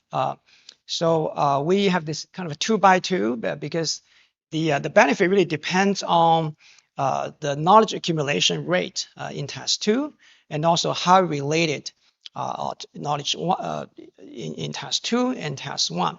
So we show and we also derive conditions under which only when knowledge accumulation rate 2 and knowledge relatedness W are very high. And I'm going to explain to you why in the GitHub empirical context, why these two are likely to be high. So this is GitHub. This is an open source software community. And there's a lot of millions of software projects. We look at two specific tasks performed by developers. So the first is feature report, which I explain later. And the second is called code review. So those are the, this is a very popular and very influential project called TensorFlow. It's an open source, machine learning framework. There's a lot of developers here, for example. There were a lot of downloads, and all this information, by the way, is time-stamped. So there's a very fine-grained information that one potentially could use to study a lot of questions about organization design that we can't really study in closed organizations, because that's very confidential information. So there are two tasks here. So the first is called feature report. So what that means is that the developer proposes conceptual and non-coding new features or functionalities to improve the project. So this requires certain knowledge, for recognizing which features or functionalities would serve a project's purpose and meet user demand. I have some example here. That's, in this case, the developer is recommending or suggesting, using API to access something. So this is what we call the feature report. And in empirical analysis, we use machine learning models to identify those non-coding reports, which are feature reports, which are proposing new features, new functionalities. Now, code review in this case, by contrast, requires two different types of knowledge. So one is feature pattern knowledge, which I mentioned earlier. In this case, in all empirical analysis, in our theoretical model, this is the knowledge that will be useful for both code review and also for a feature report. But a lot of times what blocks the entry for developers into code review is that, to do good quality code review, you need to have, this defect detection knowledge, be able to recognize bugs, vulnerabilities, and security vulnerabilities, and that requires a lot of training, specialized training. So for developers lacking defect detection knowledge, code review task is not accessible. However, with algorithms adoption, this code review becomes possible. So in this case, task 2 in our language code review becomes accessible for code developers that haven't done code review in the past, which is our empirical setting. The empirical setting is that we look at this algorithm code review, bug catching, bug detection software called SonarQube Cloud, which is one of the most popular, widely used tools on GitHub. Okay, so empirical context, research question in our context. So we look at how the adoption of SonarQube Cloud would increase developers' participation in code review, and then how does that increase affects the feature report submissions. I only have a couple minutes left. I hope I explained the context. I'm going to zoom through the empirical results. So 2 predictions, as I mentioned earlier, the adoption of this software would increase developers' participation in code review. And here are the developers who have not done or who have done very limited code review in the past. And hypothesis 2, the adoption of SonarQube Cloud would increase developers' subsequent feature report submissions.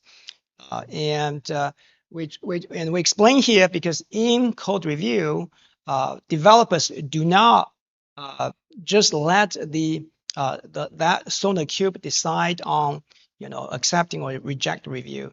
The developers are also involved in actually reading the code and also examining the code, so form a judgment and also justify the decision to the code submission people. So empirical context, it's a differences in differences analysis. We compare developers that are working on projects that adopt SonarQube Cloud, and we also compare that with developers in projects that are not using the SonarQube Cloud adoption. And then we compare, as I mentioned earlier, the feature report submissions, and first we compare the code reviews, how many code reviews they did, and also we compare the feature report submissions. I'm going to go through this very quickly to show you the results. So first, the task two in this case is code review. Task 1 is feature report. So again, task 2, code review, you require specialized knowledge, which a lot of people didn't have. Now with algorithms, they can perform code review more effectively because they have the common knowledge, which is the general knowledge of so in this case, we find that adoption increases code review participation quite a bit. It's almost like 250 times increase per developer month. And we also show that adoption also increases the feature reports by the developers. In task 1, this magnitude is of course smaller. And then we dive into see some additional results. In this case, we look at it's sort of a verification of our mechanism. So if algorithm is so powerful and useful, then developers that have more defect identification experiences, the effects will be weaker. So we should see a negative interaction effect, which is what we find here. And we also look at whether the new feature report submissions join from similar knowledge or different knowledge, and we identify whether the reports at the same topic or at different topics compare to the code reviews that they did in the previous month. So we find that the effects are concentrated in the same topic submissions. We also look at novelty of new submissions. We find significance as well. And we also try to understand if the quality of the feature reports submitted would be increased as well. We also find evidence. The specific measure we have here is to look at whether feature report submitted is actually implemented by a follow-up code contribution. So I am running out of time. I have one last slide to summarize the contributions. So we feel that there are two contributions. The first is to elaborate how algorithm will expand workers' task scope. So in other words, algorithms or AI do not always take away new jobs. In fact, they could potentially democratize entry into certain tasks, and then entry into certain tasks, especially relatively lower skilled workers, or workers whose skills are only focused in one particular area, but not in other areas in which the algorithm can provide assistance. For those people, they actually have a better chance of learning, which can improve the existing project's performance as well. And the other implication or contribution is what I study in strategy and innovation.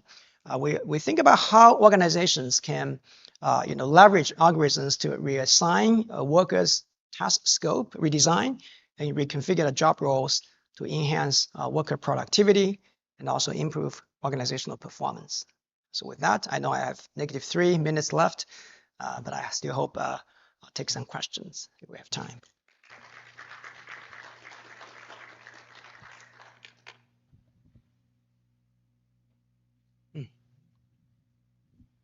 That was super interesting. My only experience with GitHub is like when people complain about bugs and things like that. And so you call them developers in a particular project and they're proposing features. And then there's also the code review task. Like what should I interpret as the overlap for those particular two tasks? Is it I'm going to propose features that are less likely to lead to security breaches or something like that? And then kind of the second part of the question is like, what about like, can you observe anything about the actual coding in between that happens? Who does it? Is it the same developer that proposes now does the coding, or is it are there different individuals involved there? Yeah, okay, good question. So the empirical context is that we track developers which have very limited engagement in code review. So they don't have a lot of code review experiences, right? But they have proposed, feature reports in the past. So they are very specialized in feature reports.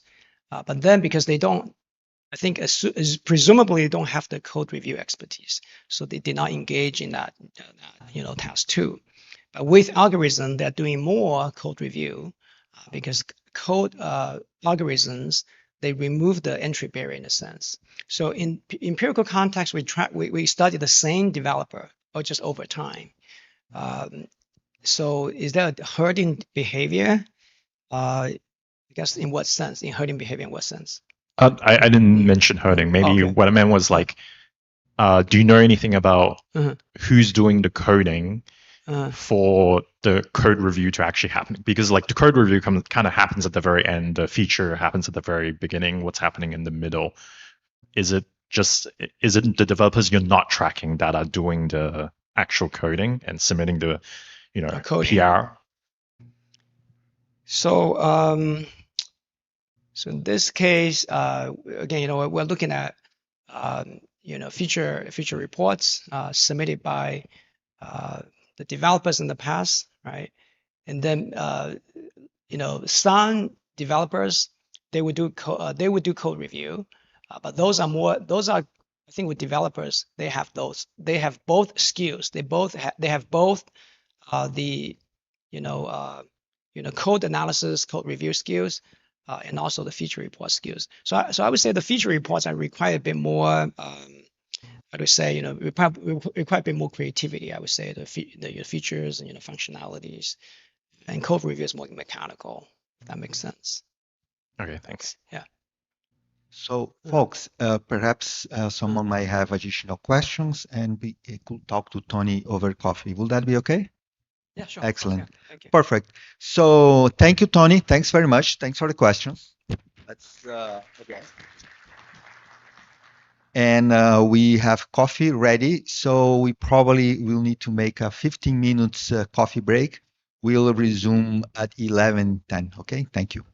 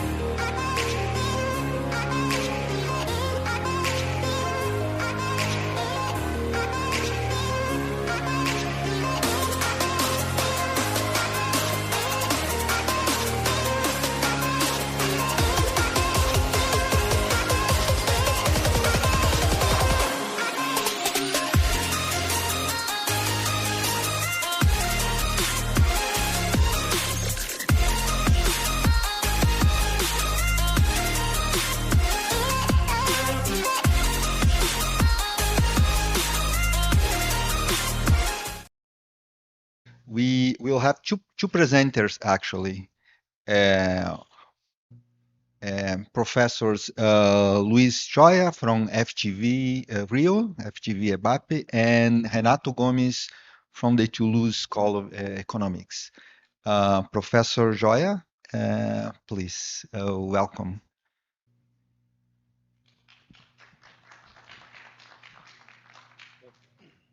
Thank you.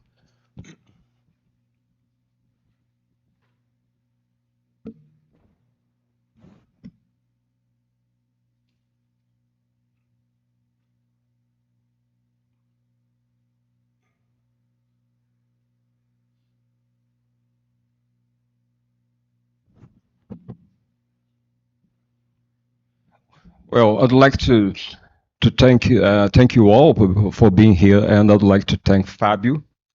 Okay, thank you for the invitation. I received this invitation, perhaps I guess 2 months ago, and it was a great opportunity to study regulation. I have a lot of research papers on digital platforms, mainly on e-hailing. E-hailing is Uber, okay, and other, and about some e-commerce platforms, yeah. And I have some papers about PIX. I would like to bring some examples on PIX. If you are not Brazilian, PIX is a mobile instant payment system, okay? It's a big success. Has included more than 80 million Brazilians into the formal financial system. 80 million Brazilians have been included in the financial system. And I had the opportunity to join my research on some platforms and mainly on PIX with regulation. I would like very much to share some of my thoughts with the group of yesterday and some of my points that I will present now. Fortunately or unfortunately, I have set forth yesterday in my questions. But unfortunately, the guys from CAD, they are not here, yeah? Ladies and gentlemen, it's the best of times. It's the worst of times. Charles Dickens, Tale of Two Cities. We are living the best of times, but we are living the worst of times. And we have a lot of challenges that we don't know exactly how to tackle with. And my opinion is that we are using the wrong tools to deal with such enormous challenges. I decided not to bring a research paper. I haven't brought a research paper. I decided to bring a position paper. So this is a position paper. You can agree, you cannot agree, doesn't matter, it's a position paper. All I have to do is to discuss. And I'd like to say that I have much more questions than answers. I have much more questions than answers.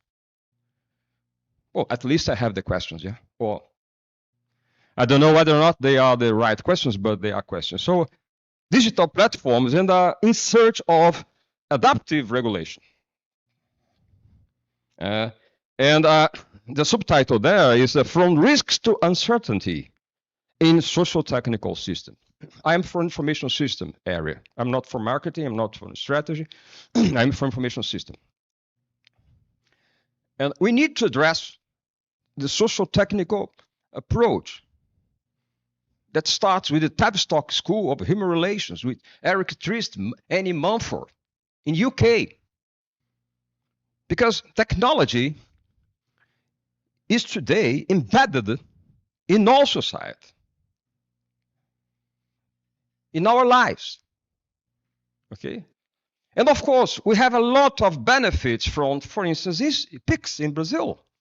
But now, this year, we start researching the unintended consequences of PIX or the dark side of PIX. Because if you are including 8 million people into the financial system,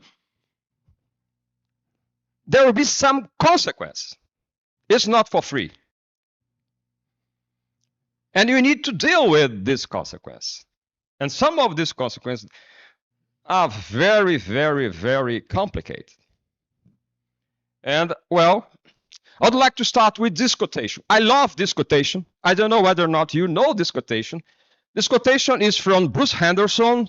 Bruce Henderson was one of the founders of BCG, Boston Consulting Group, and one of the brightest students in Harvard Business School. And Bruce Henderson said one thing. The main issue in decision making is that few executives are able to link cause with their first order effects. very few executives are able to link cause with their second-order effect. But unfortunately, ladies and gentlemen, the main problem in executive decision-making lies in the fundamental issue that is the third, the fourth, the fifth order effects that actually matter. And we don't know. Barely we understand the first order effects. Sometimes the second order. And if I want to define and to design a regulatory framework, I'm supposed to understand these ripple effects.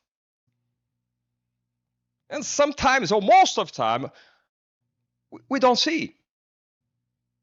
Sorry about that. I saw yesterday. I was sat there. Well, it doesn't make sense to take 2 years to have a regulation on a digital platform. As I said yesterday, technology is a rabbit, and the regulation is a lame duck or a lame turtle. So there's a gap, an enormous gap. So when you have your regulation read and approved by the Congress, of course, this regulation is totally outdated. All I have to do is to get rid of the regulation. We need a regulation around the clock. We need a just-in-time regulation. I know that's very much difficult. I know that. Because of the bureaucracy. Okay? Political process, I know. But we need to think about this challenge and we need to find out solutions. I will explain. This is the core regulatory challenge. Digital platforms evolve faster than our ability to anticipate their societal consequences. Yes. And I will show you some consequences that were not forecast from the very beginning. And now we are paying a very high price because of we disguise or we can't see or you couldn't see. First of all, number one, rapid innovation. We have continuous tech release and the business model shifts, okay? Most of the time. Second, a widespread adoption. Instant networks effect across millions of users. PIX was launched in 2020. So more or less 5 years. And in Brazil, more than 80 million Brazilians now have a bank account. Not because of PIX, of course, because of the ecosystem, okay? PIX here, mobile phone there. Brazil has more mobile phones than human beings, okay? So PIX here, mobile phones there, and fintechs over there. I have a lot of fintechs that charge you nothing to have a bank account. Totally a part of the traditional financial system. And I have some of the fintechs yesterday, Nubank and some others. So this rapid innovation leads to widespread adoption that will lead to unintended effects, emergence of unseen systemic friction and vulnerabilities. And so, what is the outcome? The outcome? Regulatory lag. Static rules that fail to address dynamic realities. Okay, so now we are talking about GAI, generative AI. Everything is about AI. I don't know whether or not there will be life after AI because everything now is about AI. Okay, in information system Congress, everything we used to talk to each other. There will be life after AI because every paper is about AI. Everything is about AI. Yeah, and pay attention. We were not talking about GAI 3 years ago or 4 years ago. And now, most research, and we have seen in the morning here, is about GAI, and we are trying to understand the bright side. Marvelous. And then, after some years, wow, the dark side. The dark side. I have worked with dark side for a long time because of mobile phones. Some of you, perhaps most of you, you are addicted to mobile phone, okay? You don't know, but you are addicted. You can't live without. It's addiction. Techno stress. A lot of problems, okay? But okay. We call this progress. Yes, it's progress. But there is a price to pay, yeah? So let's pay the price. And I would like to introduce a very important concept.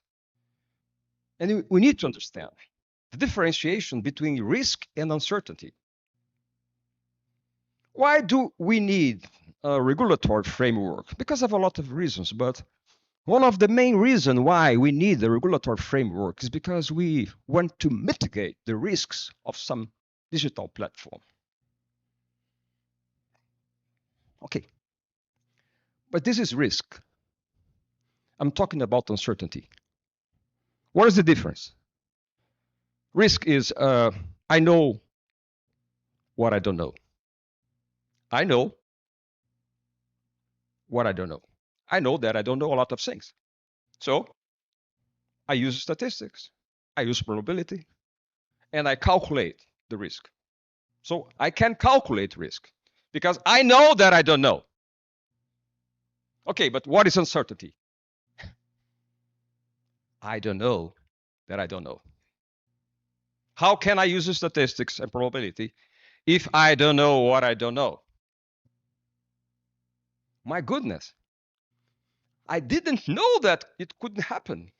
Yeah. So how is it possible to use statistics? Ladies and gentlemen, we are dealing with uncertainty much more than risks. But we are designing regulatory frameworks to deal with risks, not to deal with uncertainties. Okay. So risk can be identified ex ante, can be measured, can be assessed by using statistics, probability. Ex ante rule enforcement. So, okay, you define the law enforcement. Okay, marvelous. Uncertainty cannot always be anticipated. Emerge over time throughout interaction. And there is a continuous monitoring and learning. We need to monitor what is happening. We need to understand. So the core problem is not only managing known risk, it's governing what we cannot yet see. I'll bring some examples, okay? That's happening right now in Brazil. That is epidemic. It needs public policy because it's destroying families, leading people to bankrupt,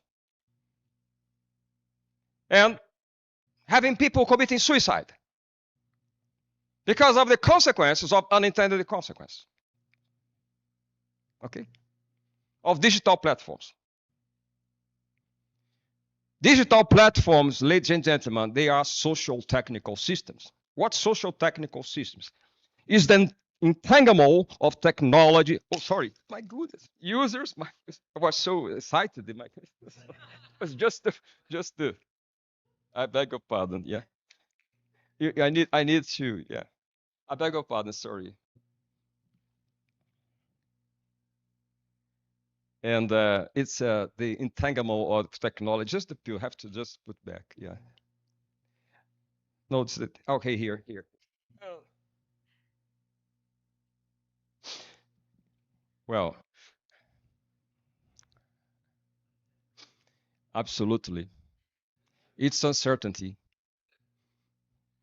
I didn't know that couldn't have happened. Yeah, sorry about that. This is actually, I would like to present to you the difference between risk and uncertainty. now he's trying to mitigate, this uncertainty. Huh? Oh, pode ser. Thank you. Obrigado. Okay. So it's the entanglement of technology, of users, people. And pay attention, we are totally different. We call that idiosyncratic perspective. What is good for you can be terrible for me. It is very complicated to manage that because we are different human beings, okay? So technology users, organizations with monetization or business models, and institutions, the society, the legal framework, legal policies. So social technical systems is exactly what we need. We can't see technology as an end in itself. Technology is involved in the society. We have the users, we have the organizations, okay? And so you can see here, platforms, they are dynamic systems. So cannot be analyzed purely as technical code or software, yeah? They operate as complex socio-technical feedback loops. I'm an engineer, okay? So my Bachelor of Science is an engineer, my Master of Science is an engineer, my Doctor of Science is an engineer. Sorry, no one is perfect. So I'm engineering from the very beginning to the very end.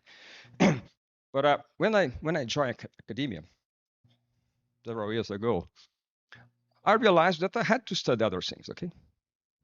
It's not just about the software, not about just about the code. It's not about just about, well, the hardware. So we are dealing with human beings. We're dealing about this with the society. We're dealing about social habits and a lot of things. So the consequences emerge from continuous interaction, not from technology alone. Okay. So let's move from risk to uncertainty. Yeah. Foreseeable risks. So some consequences are predictable up front. So I can forecast ex ante, okay? So standard risk assessments and ex ante compliance rules work effectively for all these direct impacts. So there are some things that I can forecast, okay? And there is a societal embedding. As secondary consequences emerge only after platforms become deeply embedded in daily social routines and commercial operations. I beg your pardon, have you seen so many motorcycles here in São Paulo? In Rio, it's a chaos. Do you know why? I'll explain. Uber taxi, a lot of platforms, Mercado Livre, Amazon.com, they need these guys. They are underpaid. They are slave works. And the more deliveries they do, the more they earn. So it's crazy. The traffic in Rio and São Paulo, it's craziness. It's a consequence. It's a consequence of technology. Digital platforms, marvelous. Yeah. And now you open the Pandora box and have to put them back again. It's impossible. So it's uncertainty. Okay. The same thing is happening with electrical vehicle. I don't know how to say síndico in English. I am the manager, in charge of my condo. And well, 3 months ago, a guy hired one apartment and asked me, oh, I need an outlet to charge my electrical vehicle. Yeah, but my condo is 30 years old. No one has pure electrical vehicle, and you have. And I said, you have two. All your vehicles, cars, they are pure electrical vehicles, Chinese. It didn't ask anything about. Now you want me, as the president of the condo, to install an outlet for you, and if there is some fire or something like that, okay, I will be in charge. I'm the legal representative of the condo. I have to deal with that. It's an unintended consequence. So there are a lot of emerging phenomena. Social technical systems, ecosystems evolve. Unforeseen behaviors intersect to reveal novel vulnerabilities and systemic risks. Okay. Oh, this is the PIX unintended consequence. PIX is now no more a payment tool. It's not. It really is a digital infrastructure with life. PIX was designed as a fast, cheap, and accessible public payment system. Okay, marvelous. But its massive adoption transformed PIX into core digital infrastructure, leading to high order unintended consequence. I'm writing a paper about that. I'm researching. We have listed so far more than 18 unintended consequences. Not all of them are bad consequences. There are some good consequences, but most of them, they are bad consequences. And I'd like to present to you some higher order side effects. We cluster those unintended consequences into clusters. So we end up finding 4 higher order unintended consequence cluster. The first one is financial risk, about fraud, about vulnerability of poor people that were totally outside the financial systems. People whose financial education is very low. Even digital education, literacy is very low. And now is in the financial system. Using PIX. And perhaps suffering a lot of trials of frauds and something like that. Another cluster is criminal exploitation. Laundering, money laundering. PIX has been used to money laundering. Mule, do you know mule? Mule, to money. Have a mule to money, okay? The drugs can use the money. Because PIX can do that. Some extortion, kidnapping. I'm using PIX as a way to ask for money. PIX is a peer-to-peer system. Okay? So, I beg your pardon, believe me, I don't need you to record this, but there are some guys that they are using PIX to send nudes. Let's go forward, yeah. And the third cluster is a socioeconomic shift. And we have a lot of informality, no more. And now people has to present the tax declaration. A lot of poor people in Brazil now is about to know what is tax declaration. They are no more informal workers. I beg your pardon, they don't know. They will know when they have to fill the tax declaration. What is it about? Because they were ghosts, yeah. They didn't exist at all, but now they exist. Okay. And finally, some regulations, some systems, for instance, disintermediation, some rules, the central bank. I would like to say a very important thing. PIX is a success in Brazil because of a main actor, and this main actor is the Brazilian central bank. Okay. I have some partnership with the London School of Economics. In Manchester, there's a fintech group there, and they came here, they came in Rio, and they were astonished with the role of Brazilian central bank, because the Brazilian central bank design PIX, monitor PIX, implement PIX, control PIX, yeah, and it's impressive, really. It's really, but we have a lot of unintended consequences. But I would like to present the most important unintended consequence now. Online bet. Online bet in Brazil is an epidemic, okay? All Brazilian football teams are sponsored by bets. All football stadiums in Brazil have advertisements of bets. And bets, because of PIX, the friction is very low, almost nil. Don't have friction because of PIX. So people now, they are betting a lot, losing a lot of money. Okay? Families are going bankrupt, and they were going bankrupt. And people, I'm not joking, people is committing suicide because of that. And now the government wake up. Okay, and the government wake up and says, well, something is happening. Yes, it's happening. We need some public policy. We need something to curb this tragedy. It's a tragedy. Online bet is a tragedy. And with PICs, it's a terrible tragedy. It's risk? No, ladies and gentlemen, it's uncertainty. It's quite difficult to forecast from the very beginning that that would happen.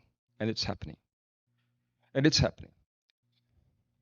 Okay, so the government now is trying to put some disclaimer. Online betting is terrible for your health. Something like this. That, of course, will not work. We are dealing with addicted. Okay, and the frictionless of PICs, 24/7 hour transfer, turn the PICs into the default payment rail for online betting, reshaping gambling behavior. So there is an excessive impulsive gambling in acute household financial vulnerability and was detected earlier by banks than by central banks. The banks detect earlier because people were going bankrupt. And the traditional banks, the red side, something's happening. Something's happening. Okay, people's going bankrupt. Okay, so the primary regulatory challenge is not simply the regulation PICs or online bets as isolated silos. So existing rules on consumer protection, responsible gambling, and data sharing must be reassessed for this new reality. How is it possible if a regulation takes 2 years to be approved, 3 years to be approved? How many people are going to die? How many families are going to be bankrupt within this time frame? 2 years, 3 years.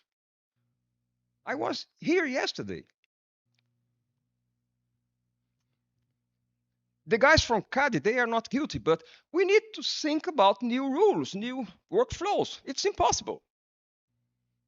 We are not dealing with factories. We're not dealing with the steel industry, paper industry. Okay?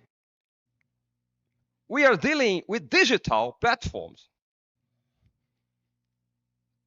Okay? Living human beings, almost. That very fast change a lot. Okay? So how can we govern technology when some of their most important consequences cannot be anticipated in advance? If we cannot anticipate everything, can regulation afford to remain static? So when Fabio first invited me 2 months ago, I started studying. I'm not a regulatory guy, okay? I start studying.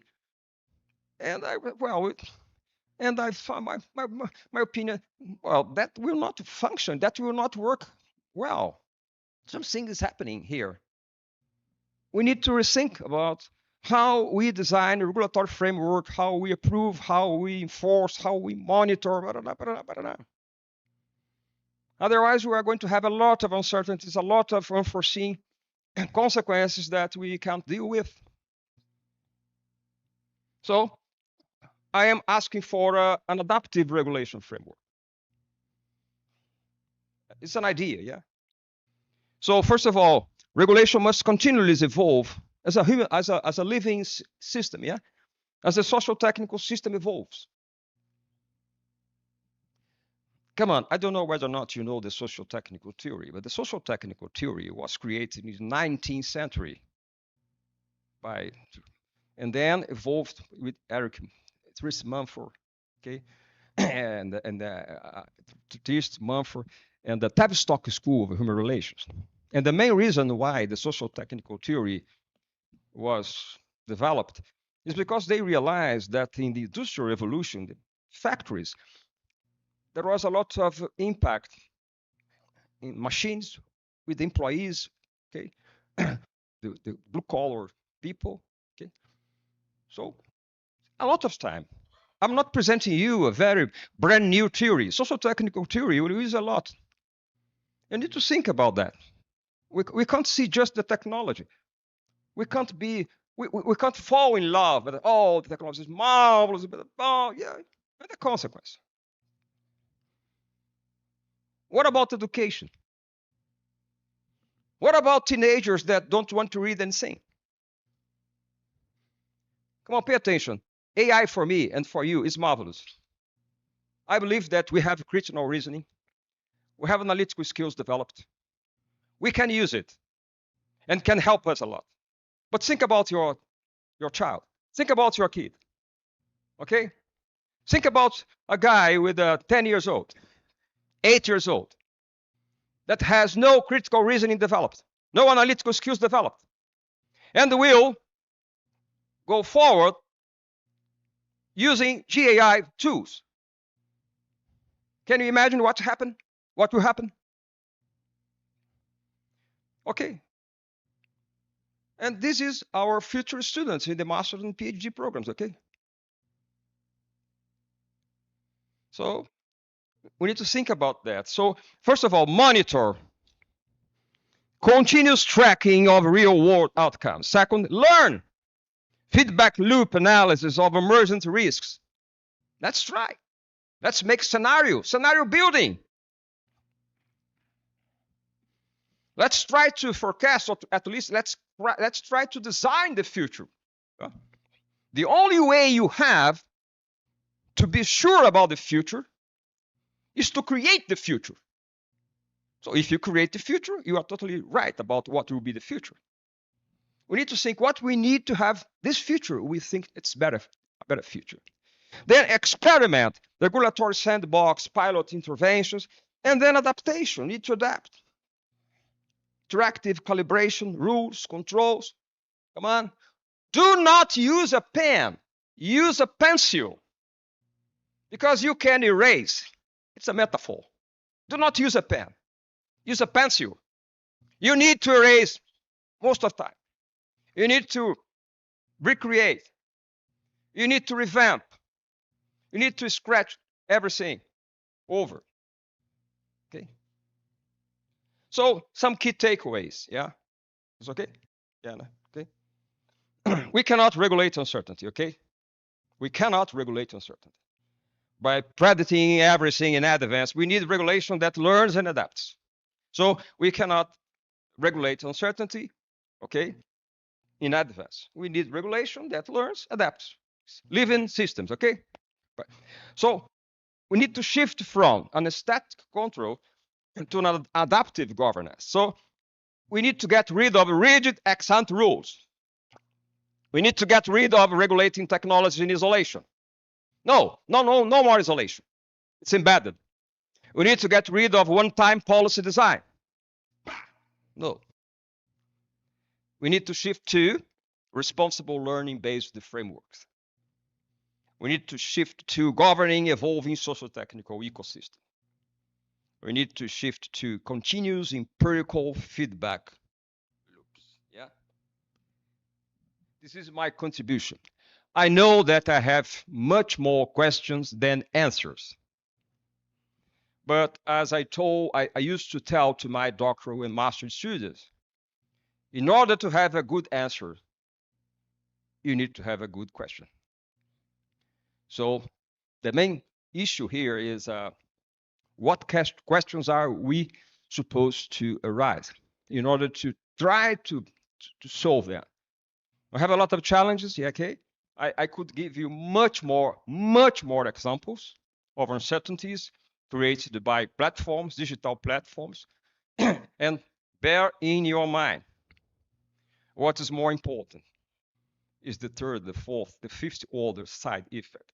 The ripple effects matters and are more important than the first order effect that perhaps we can see, we can forecast, and we can deal with.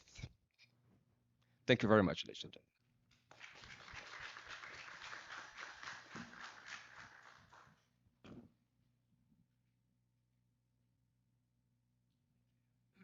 Thank you very much. Thank you very much. It's really a stimulating presentation.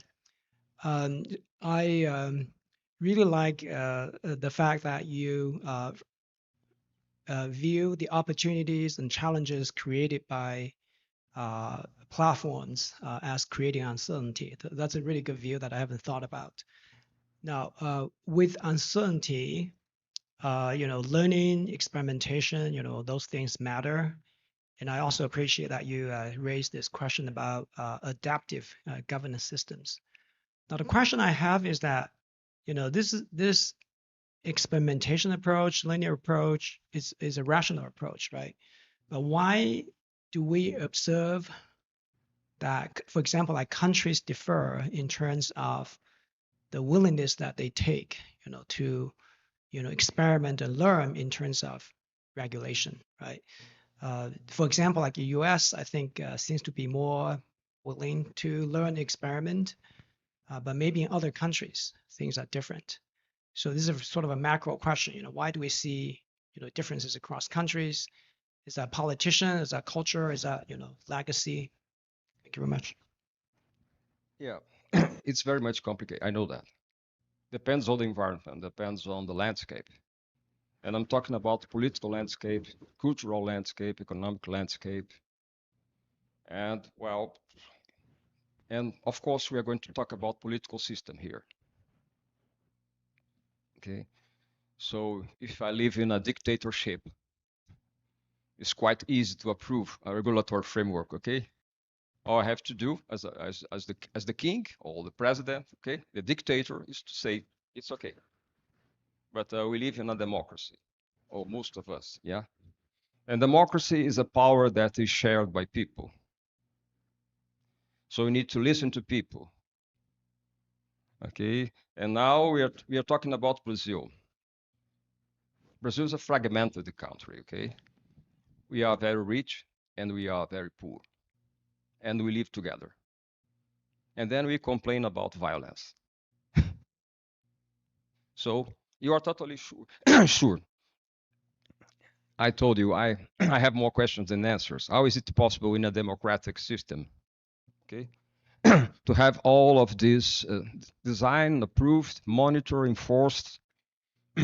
I don't know. Yesterday, I heard from a guy from Kaji that we need a different bureaucracy.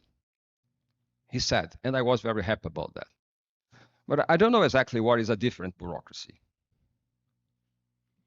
Because bureaucracy is bureaucracy, okay? So it's important because we need to have rules, standards, okay?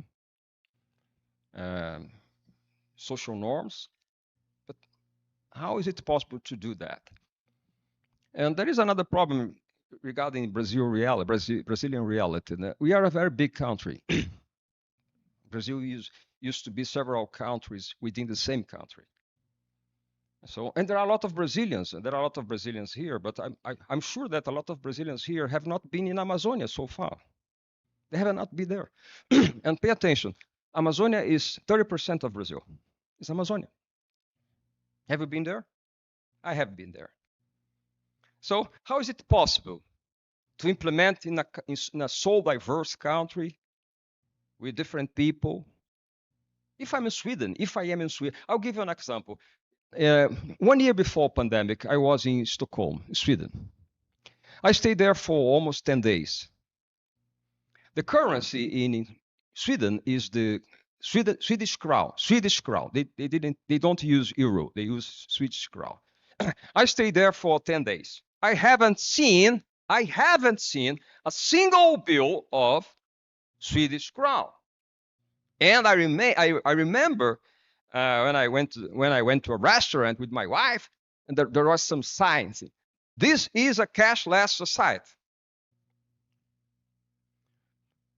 Guys, pay attention. Brazil now is a cashless society. You have your car, there is a traffic light, and there is a beggar asking money for you. And the beggar here has the Pix number. They receive Pix.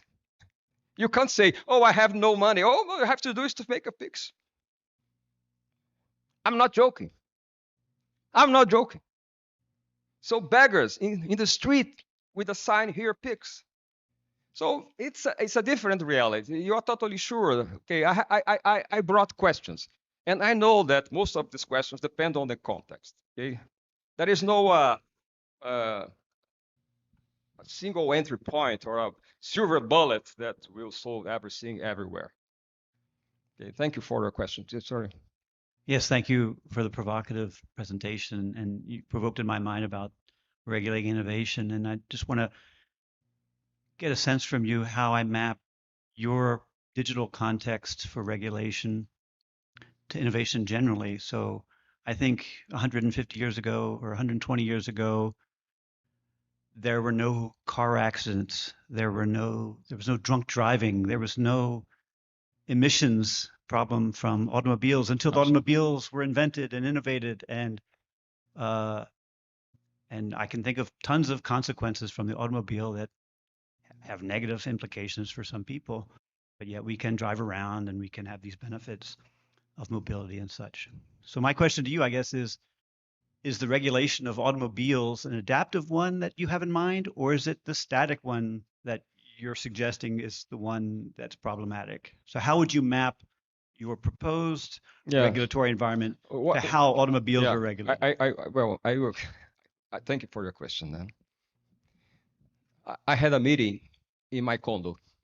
As I told you, I am the manager. Yeah, the syndic, the owner that is in charge of running my condo. Okay, and I try to explain my neighbors that electrical vehicles, they are computers.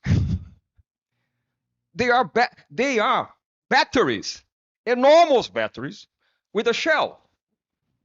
They have nothing in common with the cars. The old cars we have them, okay, with oil, gas, diesel, okay, and so they are electrical device. So they need a new regulation. But we are trying to regulate electrical vehicles by using the same regulatory framework of the diesel, okay, the gas, the car. So it's happening. So I'm talking about digital technologies, and everything now is about to be almost digital. Almost everything is about to be digital. So have cars, have airplanes, everything's about digital. So, and we are using analogical regulatory frameworks. Okay, so have the old systems. Okay, no more. Have no ships. Have valves and very old computers. Okay, and the 60s, the 70s, and then we are trying to regulate with the same old rules. What I'm totally sure about is that it will not work. We are going to have problems. And I saw your presentation. You're talking about the pollution, the gas, and so. Well, this is an intended consequence. No, it's an unintended consequence. Something is happening, and now we need to do something. There is a gas emission. What is happening? But you know what is happening. There are a lot of people, and even here in this auditorium, that believes that this is not true. This is fake news. Okay, so because of social media. So we have another very complicated variable, and this variable is social media. Because social media now, you can find in social media whatever you want. Okay, if you want something to back your position, go to social media. We are going to find someone somewhere that will back your position. If you say the Earth is plane, there will be someone in the social media saying, well, the Earth is plane. I said the Earth. So we have a lot of variables. As I told you, it's the best of times, but it's the worst of times. Okay. Great. Thank you for your question. Great. Thank you very much, Professor Roy. Thanks for the question. Thank you.